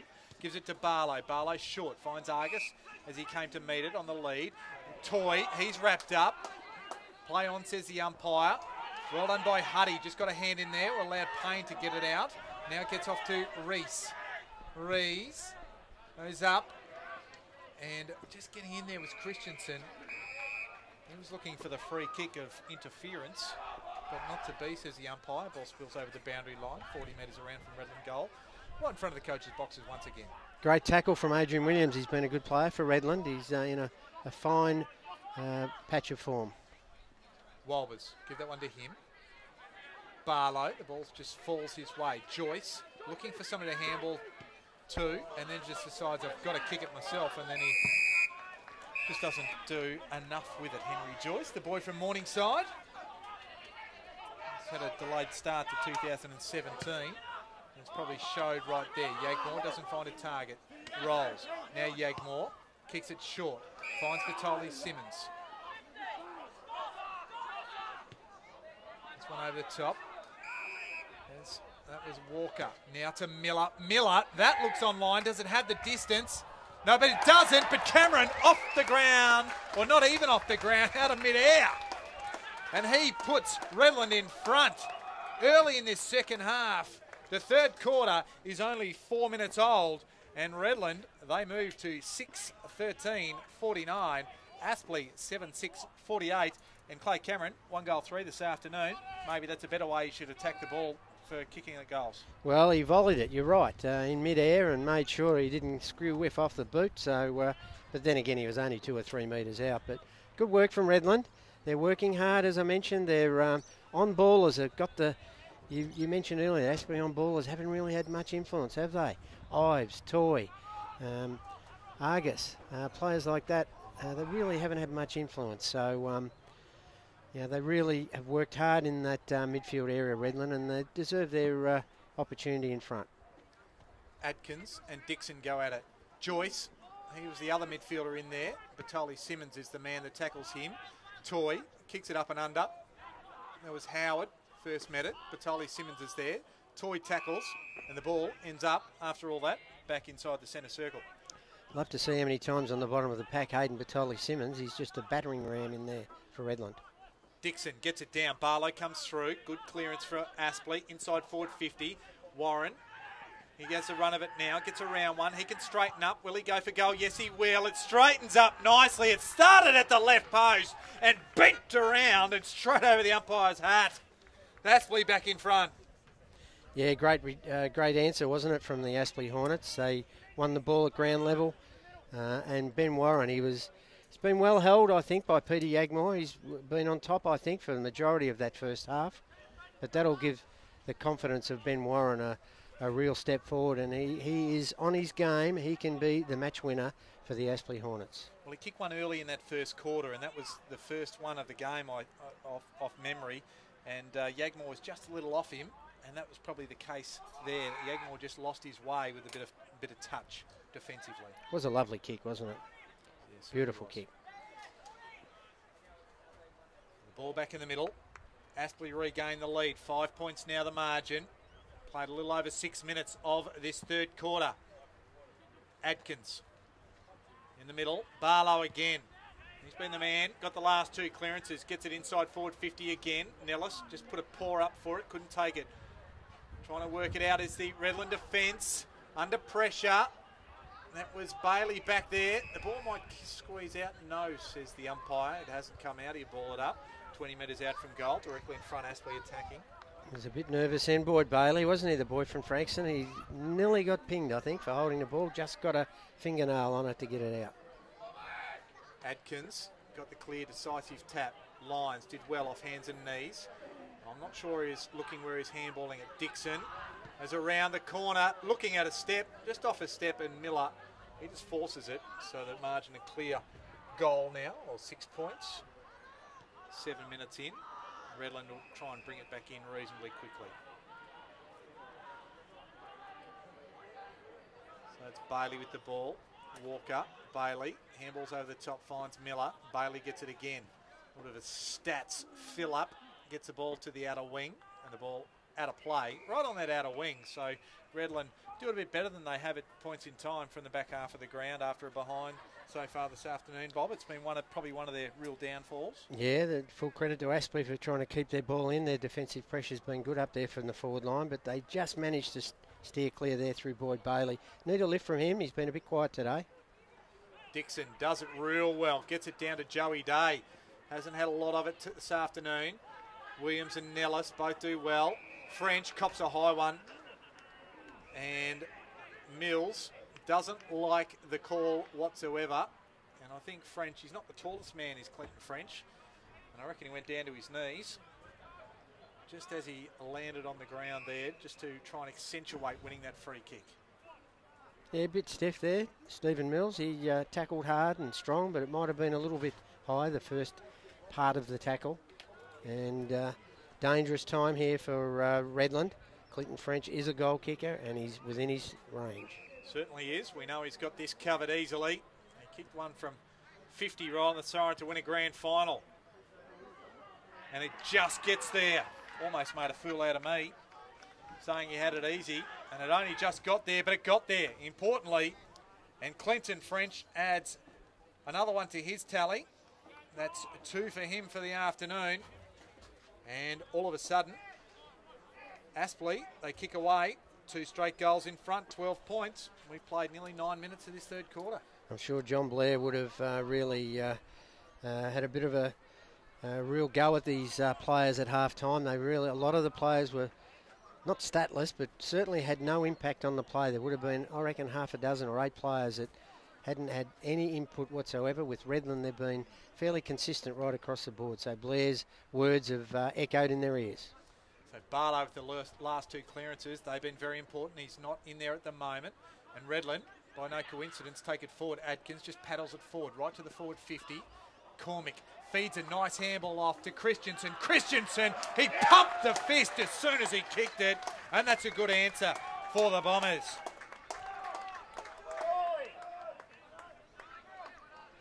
So he moves the margin back to a straight kick. Redland, they get their second of the quarter.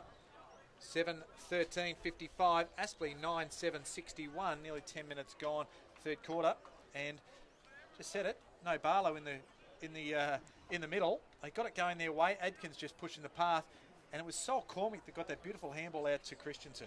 Yes, I was just going to remark on that. Great work, Sol Cormick, the boy from the sunny coast who had a little bit of a hit out with Sandgate.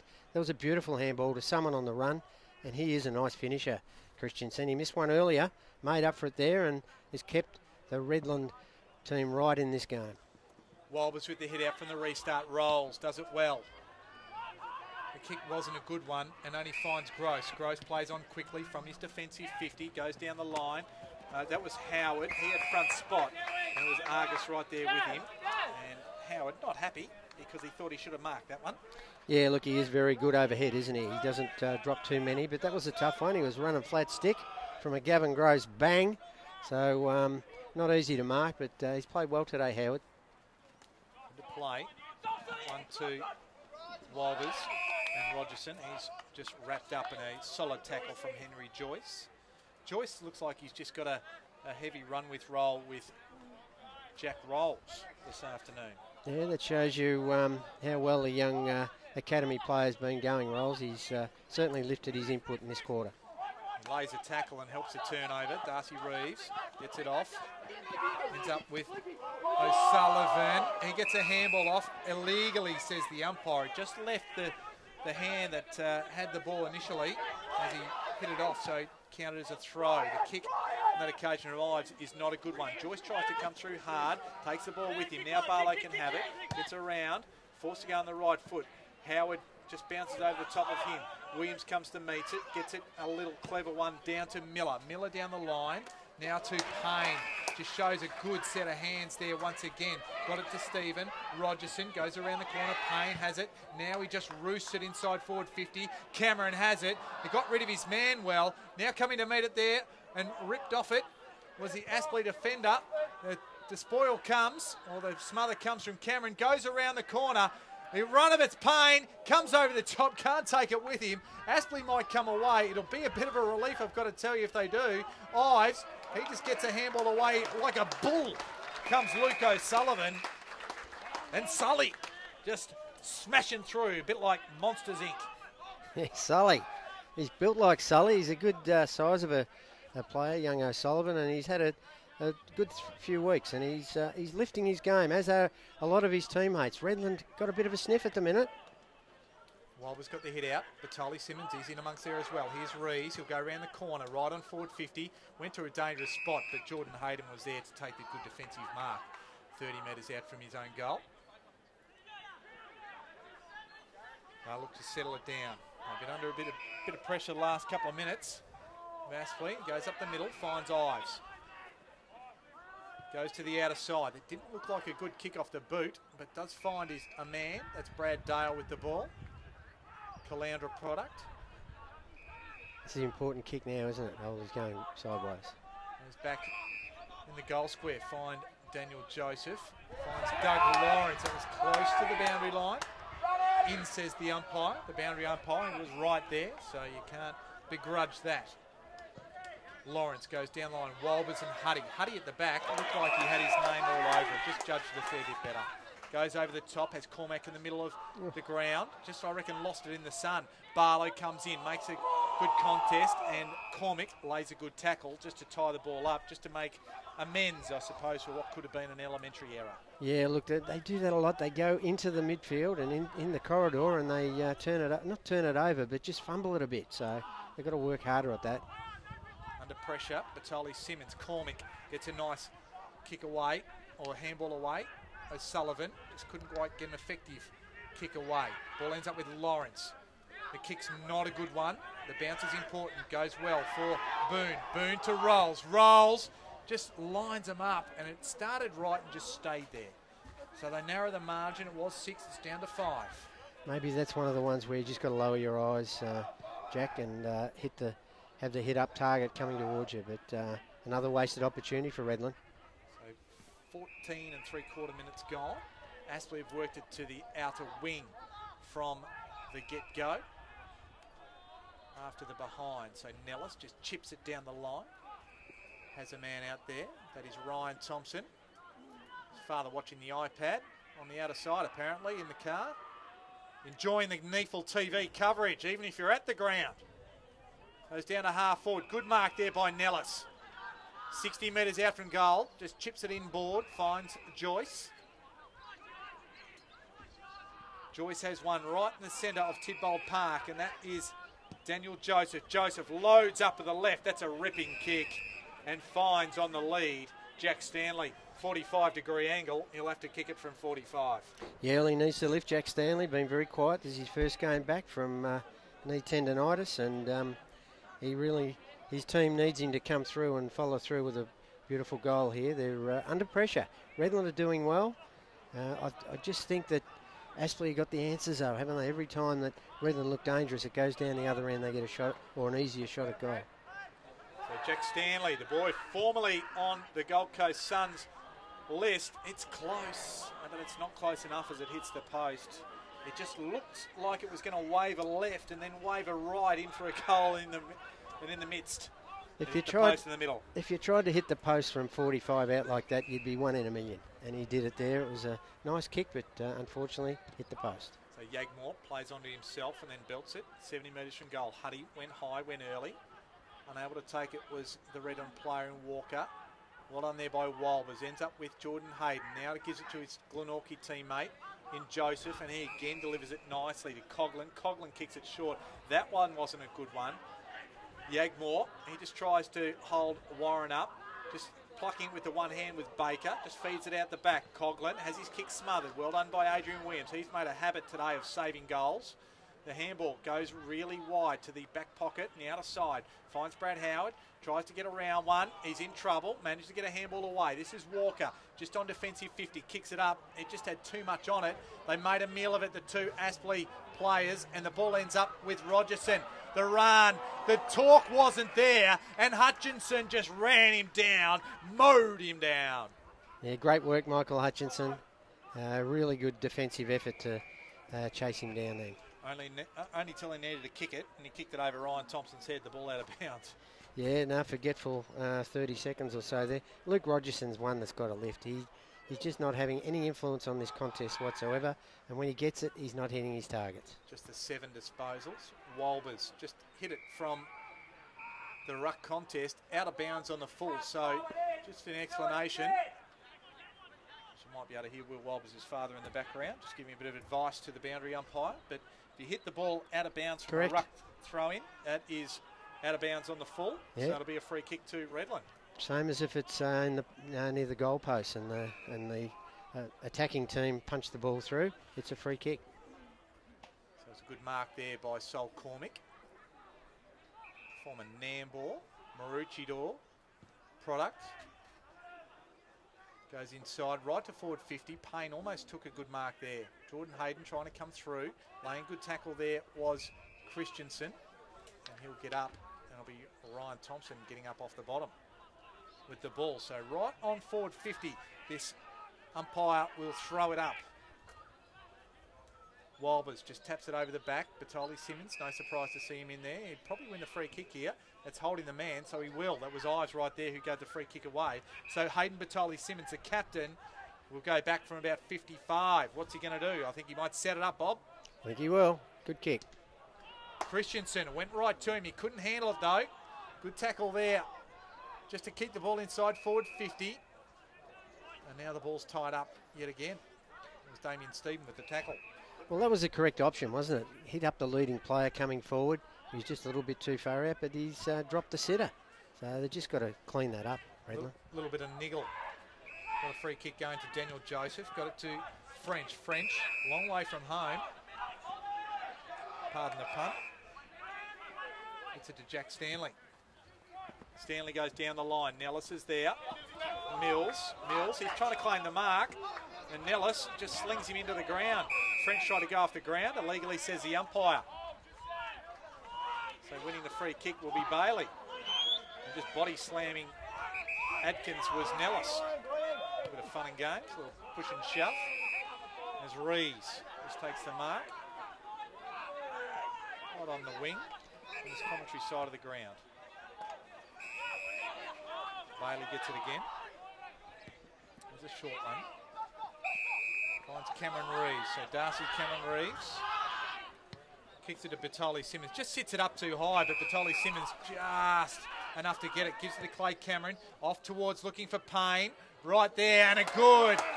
Anytime he's been in front today, Jackson Payne, he has never looked like really dropping it, has he? No, he nearly held one over that far side. He hit it too hard on the second grab and it pushed forward, but he made up with it with that one. But it was better kicking and blowing the eyes. Clay Cameron was the one, and beautiful mark there from Batoli Simmons under pressure. He looked like he was well under the footy.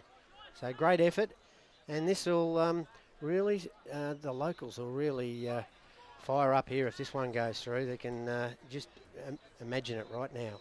So 3 goals, 1. Jackson Payne kicks it from 30 and sprays it to the right.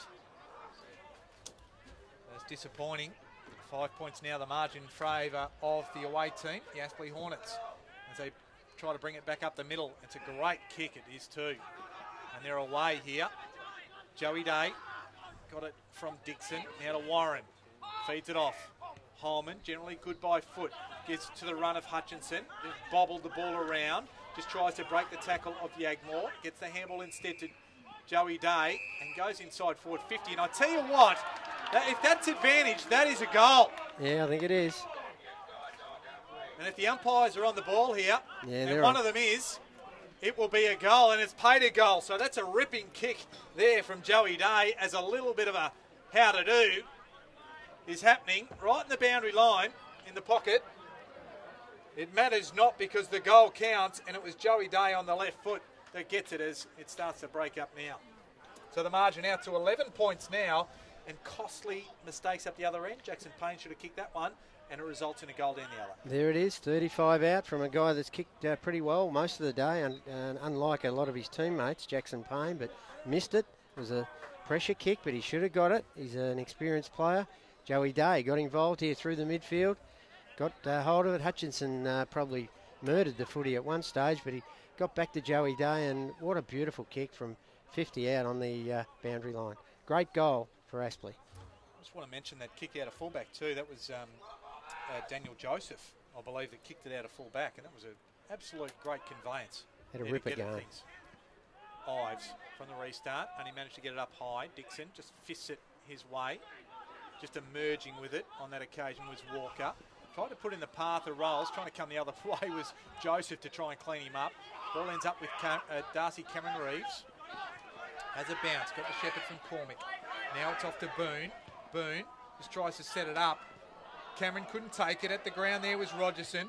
Goes around the corner, sets it up high. And the fists of Doug Lawrence are the ones that save the day and push it through for a behind. So we'll see what they can do from the kick in this time. Yeah, well, he'll bang it just as far as Joseph normally, Gavin Gross. He didn't have to because he had toys short. The margin now is 10 points, I believe. The ball goes wide, finds Clinton French. Just outside defensive 50. It's short, finds Nellis. Just works hard up the ground to get on the end of leading footy. There's Joyce right on the outer wing. Number 2 guarded on the mark by number 2. So Joyce guarded by Reeves, goes in board. Toy has a little bit of room to move. Plays on, gets it to half forward. Bailey's there. Baker. The 2 Bs. The killer bees. That was Baker. Gets it around, although it just went. It's a free kick down the field here, boys. And it will go the way of Warren. I couldn't quite see what that one was for, Bob.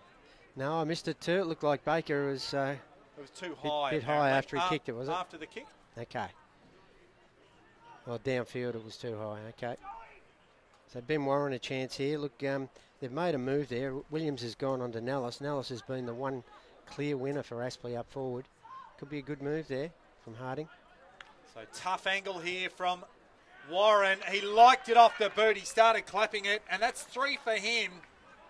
And that is danger signs for Redlands. It pushes the margin out to 16 points now.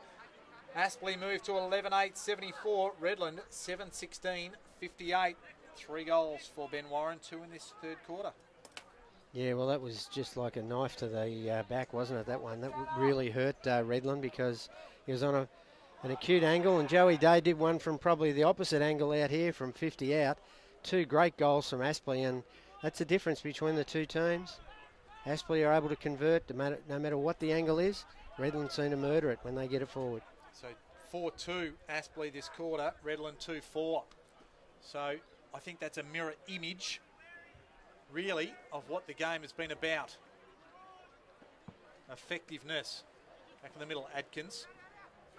Vitali Simmons, or Cameron Reeves it was, goes in hard. The ball spills out Aspley's way.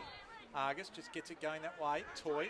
It's off to Joseph. Joseph, good by foot generally. Just overshoots on that occasion with Warren. Williams it is, coming out defence. And this is Damien Stephen, gets the run of it. At half forward now, looking for a target. Cameron's the man. In fact, it was Sloan the man. It was the wrong option, guarded by Dale. Yeah, it was the wrong option going to that pocket. Yeah, definitely the wrong option. He had players moving back inwards in the corridor towards centre half forward. Had to kick it long in that direction, I feel. But anyway, they got a chance from the stoppage.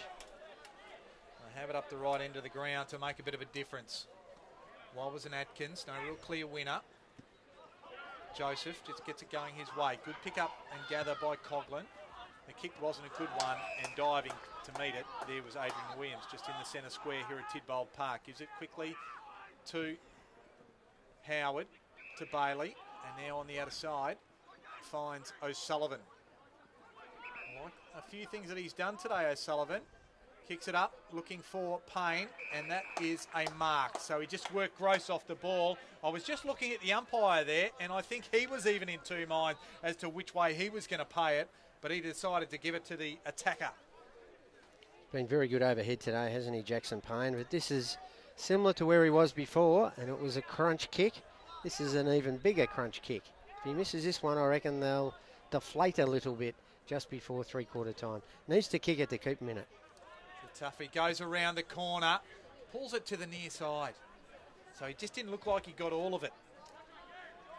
I was a bit worried if it bounced in front of the goal square lined up. Nobody was actually there for Aspley to actually guard the actual goal line. And get it from defence. So the margin now 15 points. This is Baker with the ball. Out of side, out of wing. Oscar Baker. You won't miss him with the shock of red hair and the shock of the yellow fluoro boots. Gets it inboard to Holman. Now to Gross. Gross has a little bit of room to move. He'll try and load up on that left. Goes deep. French is the target. With the good spoil on that occasion was Bailey. Miller goes around the corner. It goes exactly where it came from. Spilling the mark there was Stanley. Well done by Payne. Payne just works it down there. And half forward, Rogerson. The ball just eluded Henderson to start with, and then he won it back. Gets the handball back. Lawrence is the man. Gets around Cameron, although he applies the pressure. Just helping out there was Gross. Gross to Joyce. Joyce just misses Jack Stanley. And just that last little bit of link up. Just hurting both sides. Yeah, well, Jack Stanley, like he wasn't a plum pudding there. He spilt the lollies there on the wing initially, which forced the ball forward. But Yeah, look, he's just out of touch a little bit. He needs just a couple of games under his belt, Jack Stanley, before he hits his top. More than 28 minutes gone of this third quarter. And the ball tied up from that throw-in. Brad Rees gets up from the bottom, tackled by Will Walbers. So the margin, 15 points. Aspley's way. Baker comes and meets it. There to Barlow. Thompson just tries to bust through a few. Couldn't do it the second time. Holman gets it out to Barlow. Barlow just goes backwards. Finds Jordan Hayden. Has one over the top. That's Jack Stanley. Stands. Delivers. Gives it to Coughlin on the left foot. Tries to straighten up. Nellis just worked his way, his opponent off the ball. Then has forced to lay a tackle on Williams. And Williams does well to just force the ball up. And well done by Nellis to effect the tackle. Yeah, nothing's got past him today, has it? He's tackled hard, he's led hard, he's marked well. It's been probably the one clear winner all over the ground. Nellis gets the hit out. Howard comes through. Not sure where to go. Goes to the outer side instead. That was Cameron trying to get it. O'Sullivan, Payne, Cameron. Christensen. So chain of handballs. Just trying to work it free. Rogerson goes down the line and just... Sloan was just beaten to the ball by Hutchinson. And the umpires suggested that's 50 metres because Sloan thought it was touched off the boot, I believe, and he just went to play on. And the umpire said, no, no, no, no, no. I'm going to march you back 50 now. It's only a 35 penalty there, though. So Hutchinson, dangerous spot, and just leaping a little bit higher, or just misjudging it there was Lyons. And it is Ryan Thompson who has the ball. Came back this year from Pascoe Vale. He's an Aspley junior. 20, almost 26 years of age in about 10 days' time. So Ryan Thompson, no great angle to speak of. Kicks it from 40, pulls it, but it stays in. And he likes it. And Ryan Thompson, he's not a noted goal kicker, but gets an important one for Aspley as they kick away now to a 21-point lead. 12-8-80. Redland 7-17-59. 4 more shots at goal, the Redland team at this stage of the game. You would think that that'd have them pretty close to the either in front or sharing the lead, but they're 21 points down, so their inaccuracy in front of goal has killed them, let's face it. Aspley have kept in there. They're starting to play a little bit better footy. They're running the football a little bit better. They're using the ball much better. And this is a handy lead now for the Hornets. 31 and a half minutes gone of this third quarter. I don't expect that we'll have too much more time in this quarter. Maybe another minute or so. Huddy and Wilbers. Huddy went high. Ives just impacts the contest enough, and that is three-quarter time. There's a crucial goal in the finish to Ryan Thompson just to push the margin out to 21 points. It's not insurmountable for Redland the way they've had a ball inside forward 50. They lead inside forward 50s 42-35 in possessions, 251 to 211. But they've got to use it better, Bob Batty, and they've got to be effective in this last quarter if they're going to be at it. And Aspley, they need to chug along. They've got some hard fixtures coming their way in the next few weeks, and this game and this win is a vital one for them. Yeah, certainly so. Look, I like the work of Daniel Joseph down back. Nellis has been very good. Guy Dixon's done his role well, second ruck and down back. Gross was better that quarter. They all had a bit of a lift, didn't they? All those, Ben Warren kicked a couple of very nice goals. They all lifted around the ground, I believe, Aspley, whereas Redland, they've still got those tries that are really working hard. Hayden Batola and Simmons, he just keeps working. Clay Cameron's been okay. Jack Rolls, very good. Damien Stephen trying hard, but just no real, apart from Jackson Payne up forward, they've really had no one that's looked like kicking goals, and he's missed a couple himself in the last 10 minutes. Yeah, absolutely. Jackson Payne, he's got 3 goals for Redland, 2 to Cameron, and all singles the rest, and multiple goal kickers for Aspley. Ben Warren, he's got 3 and leads all comers for the Hornets, 2 to French and single goal kickers otherwise. So 21 points the lead as the two sides go to their huddles. We'll have a break, and we'll be back at Tidbold Park on NEAFL TV for the last quarter very shortly.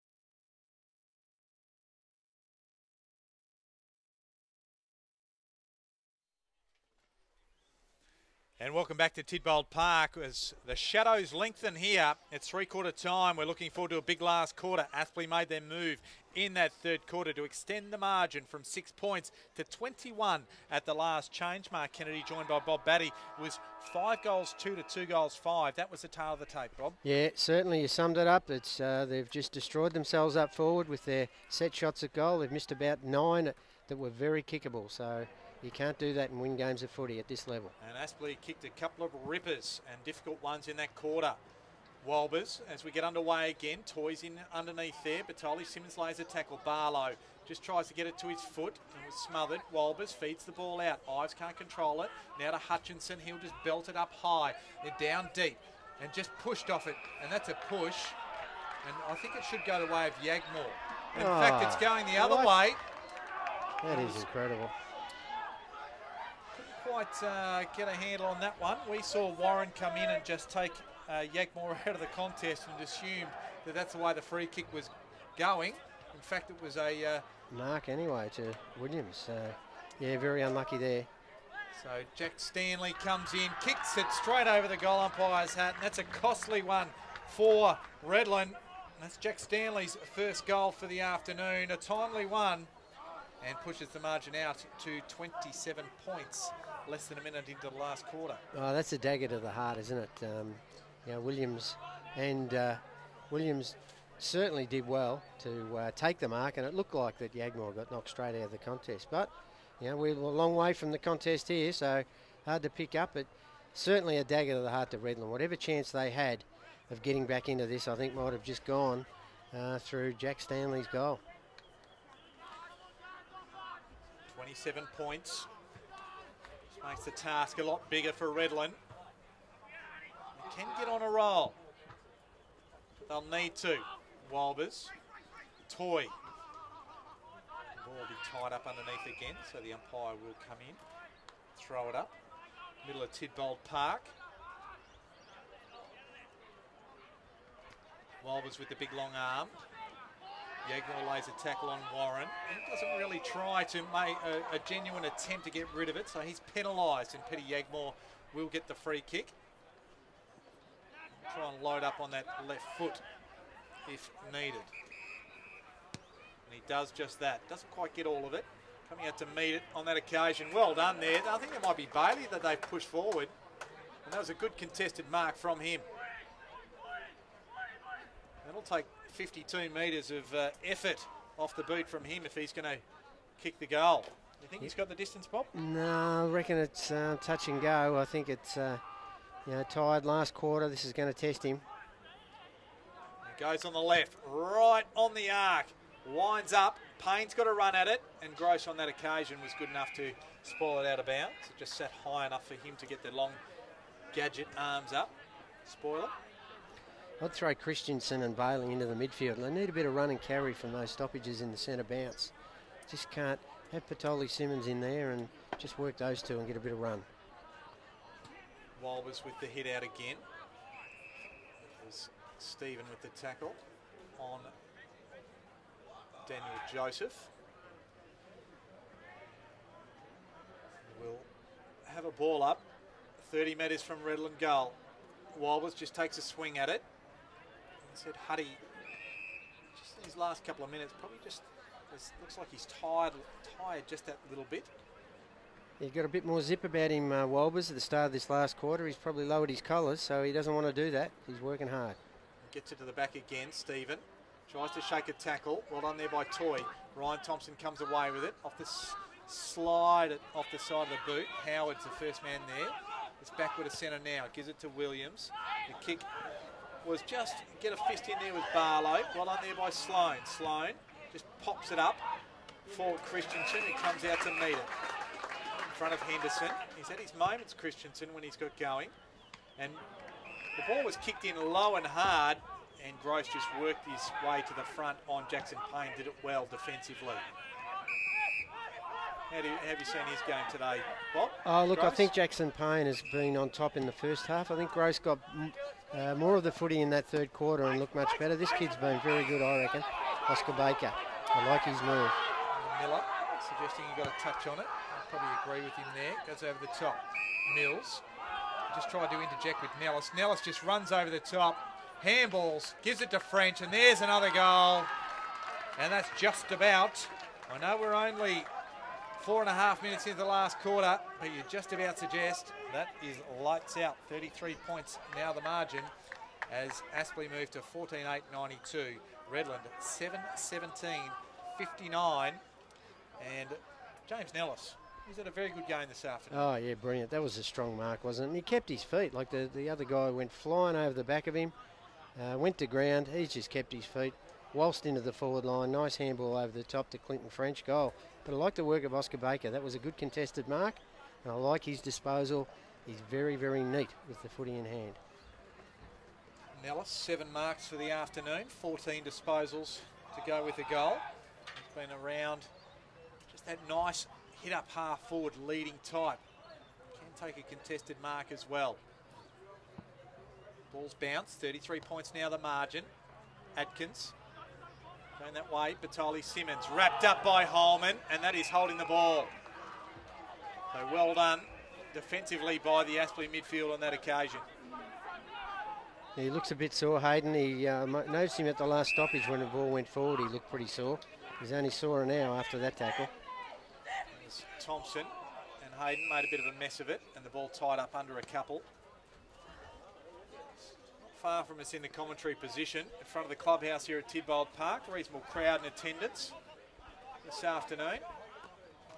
Adkins squeezing out of a tackle is Rees. He just faded out of the game a little as it's worn on. He had plenty at half time. Adkins, Barlow's there as well. The ball is kicked accidentally out of bounds on the full by an Aspley player. So it'll be Luke Rogerson who can take the free kick.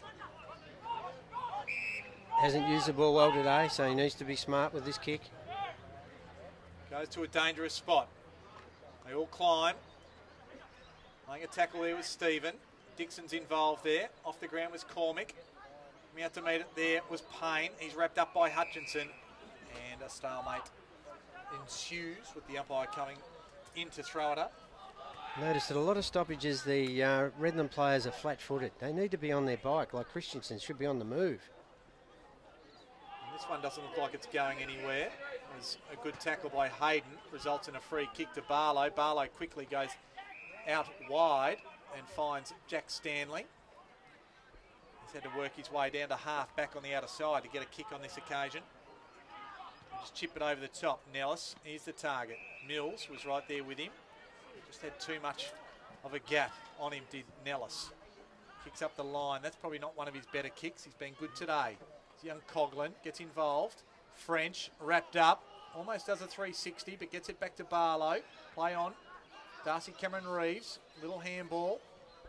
Off the ground goes French, but it goes to Boone. So Redland, they can repel it. Cormick, a true son half back, gets it to Rogerson. Rogerson going for Sloan. There with Lawrence. So a little bit more experience of Lawrence just wins the day. Gets it out to Joey Day. Just the half volley eludes Ben Warren, and Yagmore just cleans it up. And well done there by Doug Lawrence, nonchalantly throwing the one arm and plucking it. Fingertip Lawrence, they call him now. Stanley off to Gross. Gross kicks it with great penetration, looking for Nellis, gets it on the bounce, just wheels around on the left foot, and that is a good set of hands. It takes a good defensive mark. That's Brad Howard. He has been a soldier for Redland this afternoon. Rees, it's off to Christensen, down the line, and it's a free kick. It's going off the ball, and it's going against Lawrence for a block, and will go the way of Doug Lawrence. Yeah, it was against Rogerson. Did I say that right? Yeah, Rogerson. I do apologise. I knew what I wanted to say. Holman with the ball. Coming through with the big spoil there was Walker. Lyon. His kick was stifled somewhat. Didn't find Cameron.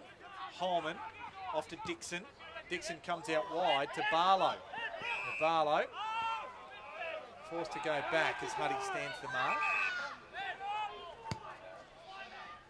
Looking for Nellis, takes a big fly, does well. And a high tackle on Williams by Ives. So at half back, Redland will get the ball back. Yeah, they just got to really take stock here, Redland, and really work very, very hard to try and stay in this contest. It would be a shame if all the hard work really got blown out in this last 10 or 15 minutes. Hutchinson with a good sport. Coughlin just rushed a little bit more than he probably should have been.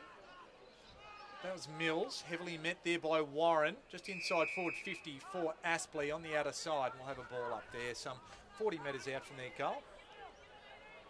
45-degree angle.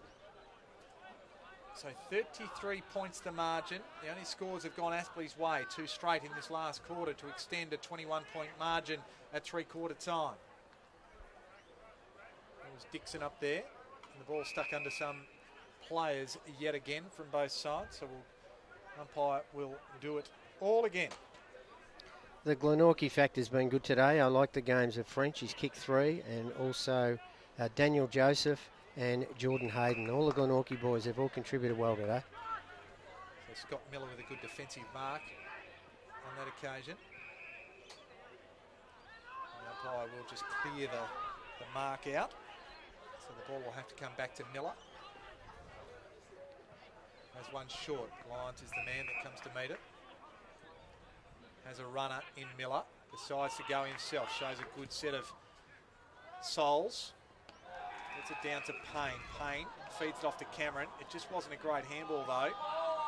And he is in a bit of trouble there and gone. So you can't blame Clay Cameron on that occasion because the handball from Payne just wasn't up to standard. No, it went behind him and too hard too. He just needs to soften that a little bit. That sums up their day today, doesn't it? When they've had chances, they've missed them by foot and then by hand even they're missing them. So Day, inside forward 50, gathered by Warren. Warren with the left foot just across the face. Bit of a race on here. Dixon tries to get around Williams, does so. Goes from a slight angle and kicks it out of bounds on the full. I think he got a head of steam up and got very ambitious and confident about himself and brought back to earth when the umpire put his arms out vertically and said, mate, no good. Yeah, look, he had the right idea to kick the banana, but he didn't straighten up and give himself a chance. Off balance. And, yeah, that's more like a Redland shot at goal, that one. Miller to Boone. Boone outside defensive 50. Unable to take the ball was Clamorin. Barlow, short kick inside forward 50. Warren met heavily. Walker goes back the other way. A little bit of forcing backs at the moment. Daniel Joseph gets it off to Joey Day. Day goes on that left. Warren's the target. Williams was there. Now it falls to Argus. Goes around on the left and to the near side. So they keep peppering away. Margin out to 34 points. Yeah, 5 players back today for Aspley. They're going to need this hit out. Argus is one of those. He hadn't done much. Same as Stanley. They'll be better for the game. And Day and Thompson have been not too bad. So Payne inside forward 50, and Bailey needed to come and meet it there. As a forward, you just got to come and get it. And Joseph, that wasn't his best effort by foot, but it falls fortuitously into the arms of Holman. Holman goes to Gross. And Gavin Gross just at half back still. The stalwart was the best player for the NEAFL in their game against Tasmania a few weeks ago, or 2 weeks ago. On that occasion, he coughs it up to Adam Boone. It's off to Rolls. Rolls to Howard. Now to Rolls. Gives it over the top. Has Rees.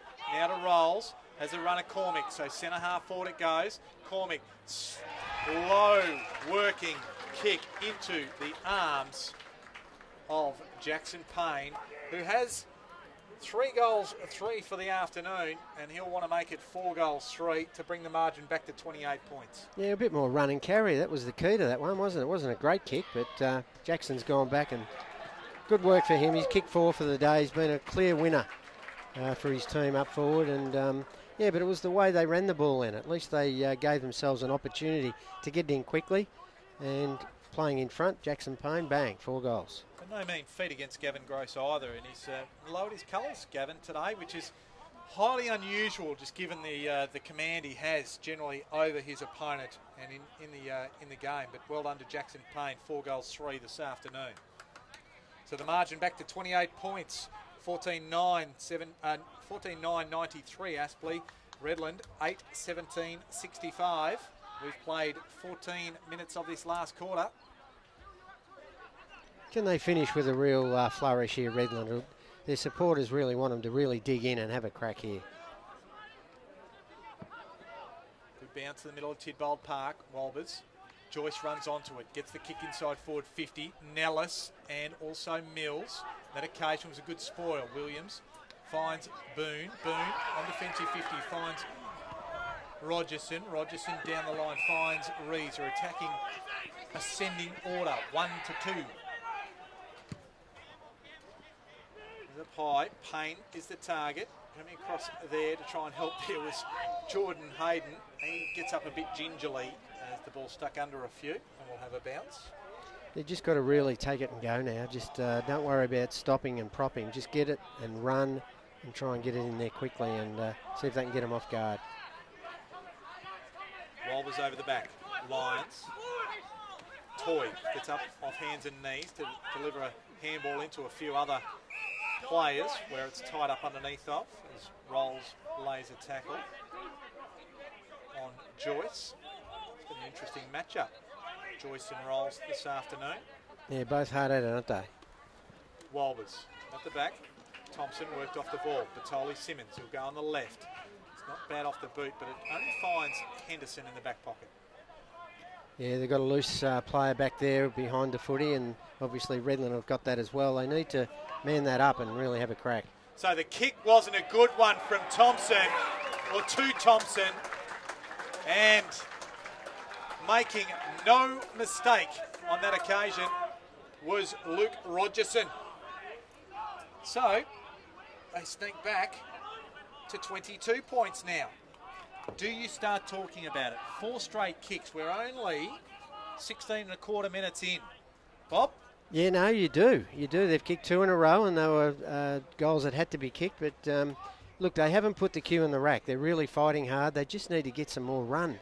If they can get a little bit more run through that midfield area and get it in there quickly. Payne's done enough. Cameron looks dangerous. Christensen can crumb a goal. They could still pull it off. Look at Sydney last night. Well, 5 players, as you mentioned, back into Aspley's side today, probably 3 of which haven't had a game this year. I mean, if they start to really slow down and feel themselves, well, you never know. They might get a bit of a roll on. Rees, and then wrapped up is illegally, is Rolls by Joyce, and so he wins the free kick. So they'll have it going the right way at least. Must hit a target here. Get it going quickly. He's going to go straight down the middle. Long and, well, I was going to say straight down the middle, but you've got to kick it off the middle of your foot at the same time. Falls to Cormick fortuitously. 70 metres out from goal. He'll sit it up. Payne's the target and almost had it. Gross just got enough in there to get him out there. Hutchinson just picks it up and goes. Goes to the outer wing. That's a holding free kick. And it'll go the way of Nellis against Mills. He's been on a handful this afternoon for Mills, Nellis. Goes right up forward. Yagmore just wins the ball from Warren, then tries to kick the big barrel, goes back to half forward. Cameron gets it on the bounce, he did well, goes over the top, one-on-one contest here. Bailey goes into an open goal, and this game is still alive.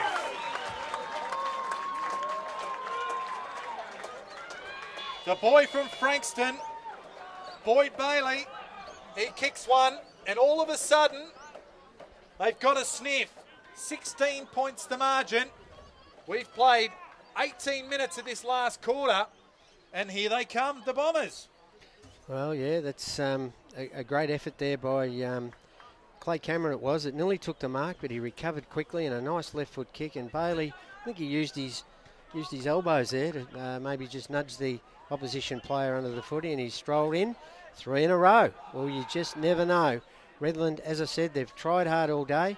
If they can keep possession of the ball and run it quickly, you just never know. They might have a sniff here. We saw one team called the Bombers capitulate in the last 4 or 5 minutes of a game last night against the Swans. It was a thrilling finish there. Could we see something similar come to fruition here? Aspley get it going their way. Jordan Hayden, inside forward 50 for Aspley. Leading the charge there is Yagmore. Gets it off to Walker. He eludes Toy. Gets it off to Rees. He's got a little bit of space. It just drops what he should have taken, but good enough to get the ball back. Hutchison works his way to the front. Just wrapped up is Christensen, and we will have a ball up on the outer wing. We've played 19.5 minutes of this last quarter. In fact, that was O'Sullivan wrapped up. Walbers got the hit out. O'Sullivan goes again. Ives does likewise, gets it to Barlow. Now to Toy. Toy puts it in the path of Holman. Gets around Damien Stephen on the point of the square. Gives it to Thompson. Thompson can load up from 50! And that's a good, terrific, beautiful, splendiferous goal by Ryan Thompson. Yeah, I think the iPad will be getting another look at that over the other side. That was a fantastic kick from Ryan Holman. You mentioned it's been out for a while.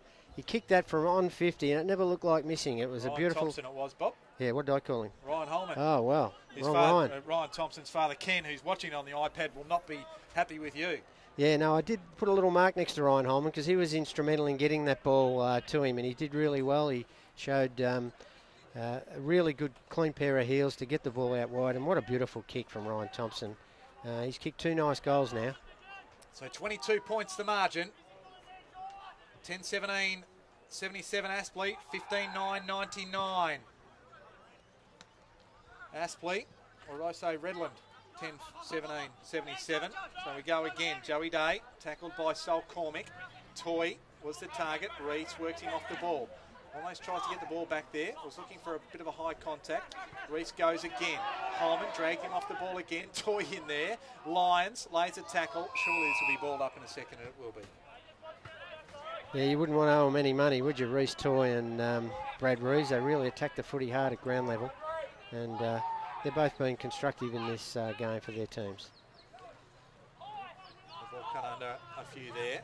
Coming out there was Rees again. Winning the ball is Barlow. Goes on the left. Middle of Tidbold Park, it's going to land. Which way is it going to bounce? Coming out to meet it there was Walker. In hot pursuit there was French. Atkins is in there. Lyons gets the handball away, but almost intercepted there by Lawrence. Cormick, inside forward 50. Jordan Hayden gets a sneaky handball out.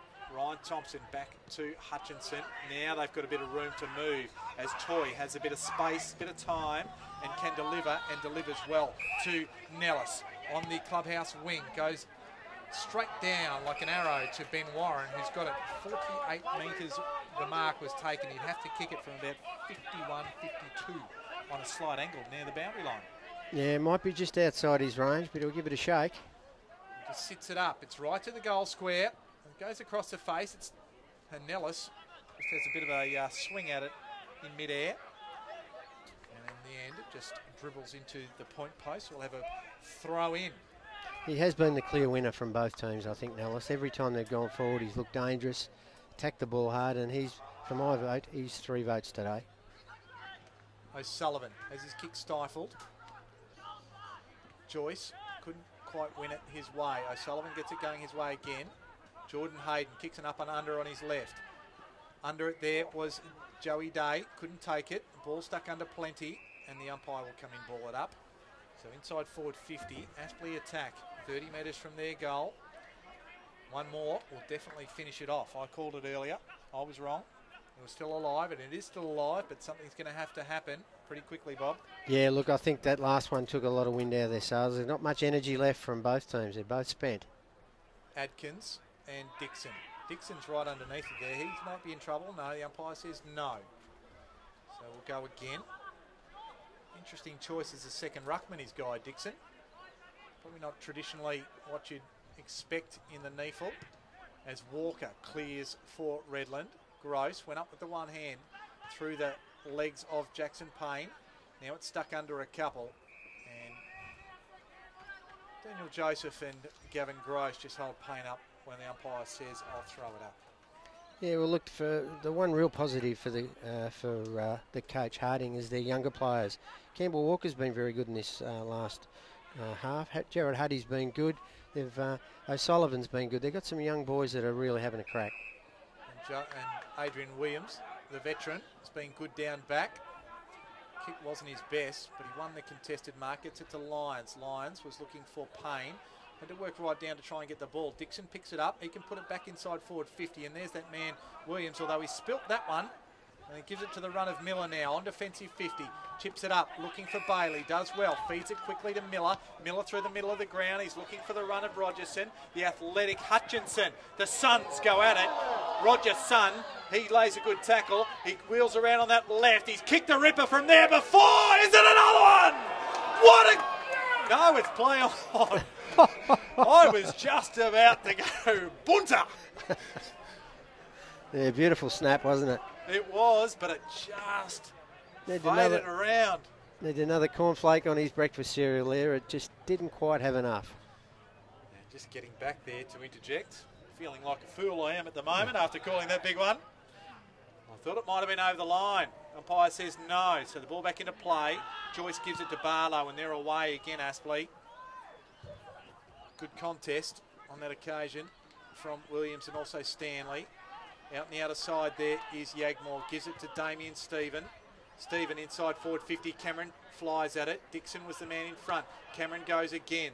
Ball at the back. Gross, he's the first man there. He's tackled, but man, the ball just spills out in the favour of Hutchinson. Comes up the middle, goes over the head of Warren, and there is another clear winner, I think, in Howard. Howard gives it to Mills. Mills goes to Adkins. They're just going to play on real cost here. Damien Stephen goes deep. Clay Cameron's there. He's got to beat two. Gross comes through just with the one arm. It falls into the mid. He just flexes the muscle and says, yep, it's in there, and he delivers it on to Jack Stanley outside defensive 50. Goes to the wing and finds French.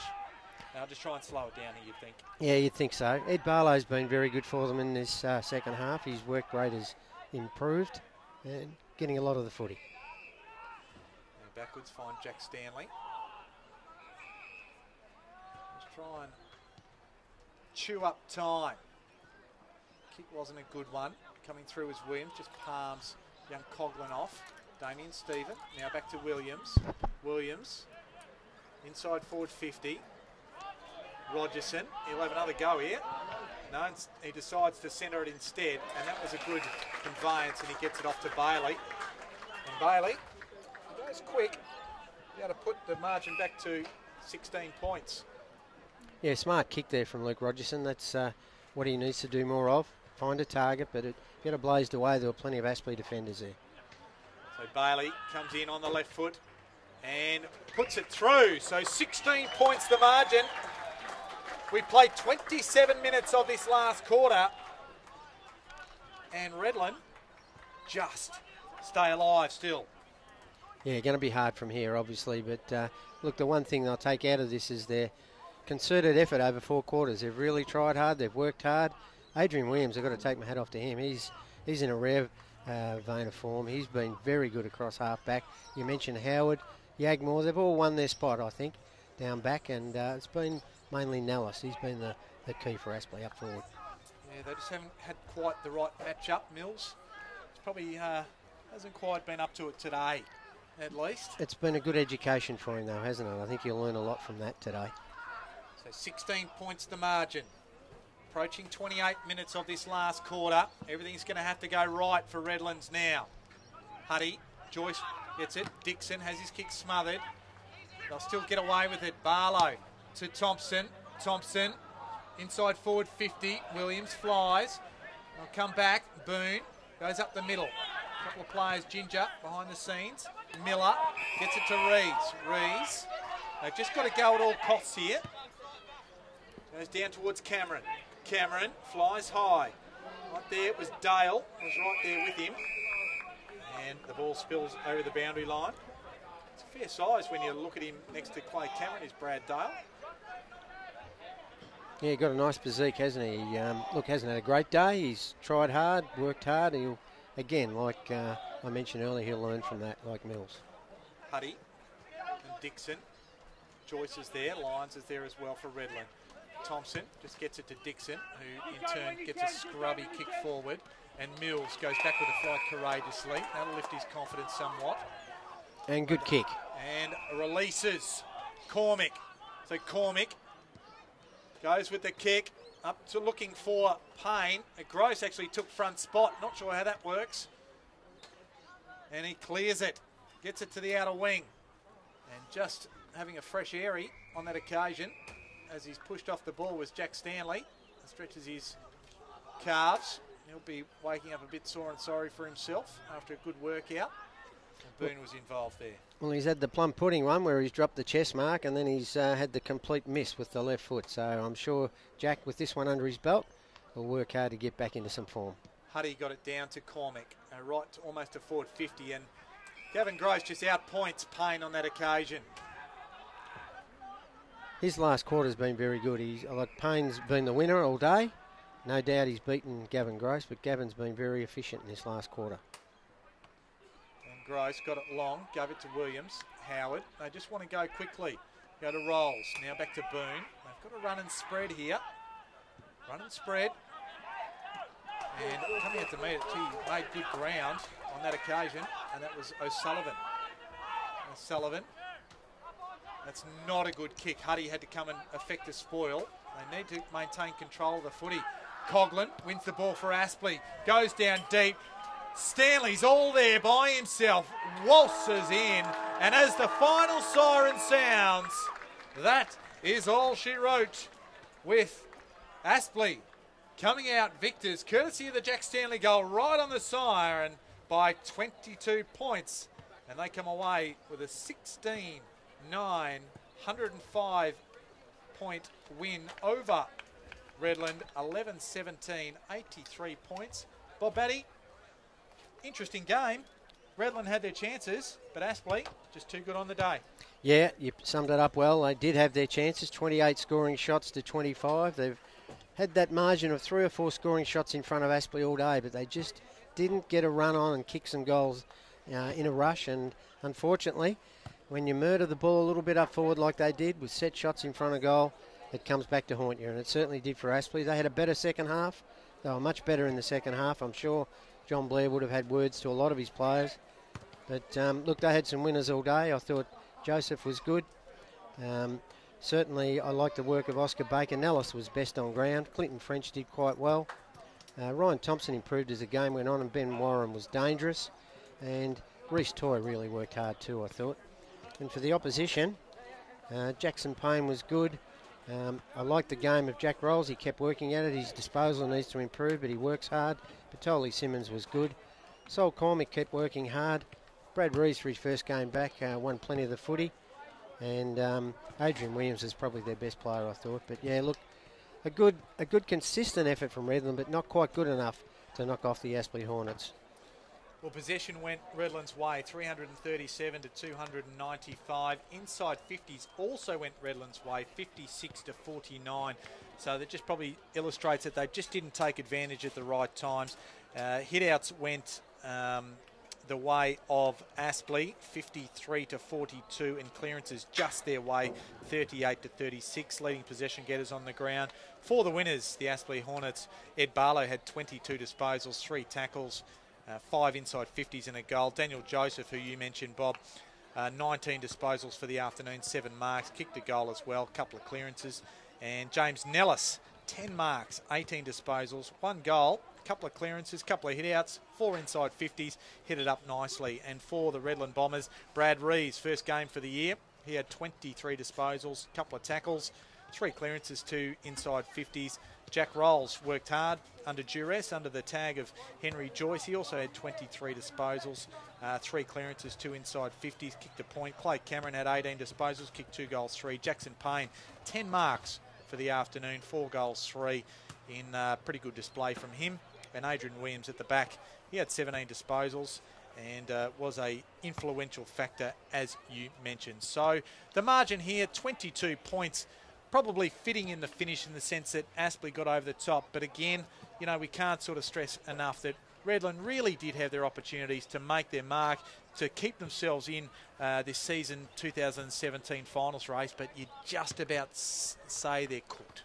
Yeah, you would think so.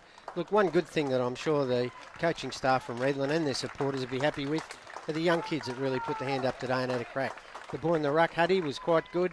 Rolls, you mentioned. O'Sullivan looks like a player of the future. Sloan didn't do much, but what he did, he looked dangerous. And Campbell Walker, his second half was much better than his first. And so a lot of young players playing their Mills. You mentioned him on Nellis. He's only a 19, 20-year-old. They've got a lot of young kids. They'll learn a lot from this, but not quite good enough on the day. And Aspley had that just a little bit of polish and poise to finish them off in that last quarter. So looking forward, next week, Aspley travel to the Gold Coast to take on the Suns, and Redland, they will come back here and do it all again on the 1st of July at 1:30, same time, same bat channel, and they will take on the Cellar Dwellers, Southport. They are down there with the Giants so far this season. Of course, the Southport Sharks, they play the NT Thunder, and that's just about to start in a few minutes. So a couple of big assignments coming up. And, of course, all your news and information on the NEAFL website. There are game previews, reviews, anything you would like to see, the live ladders. Get amongst it at the NEAFL. On behalf of Bob Batty and myself, Mark Kennedy, thanks for joining us this afternoon at Tidbold Park. It was the Aspley Hornets by 22 points.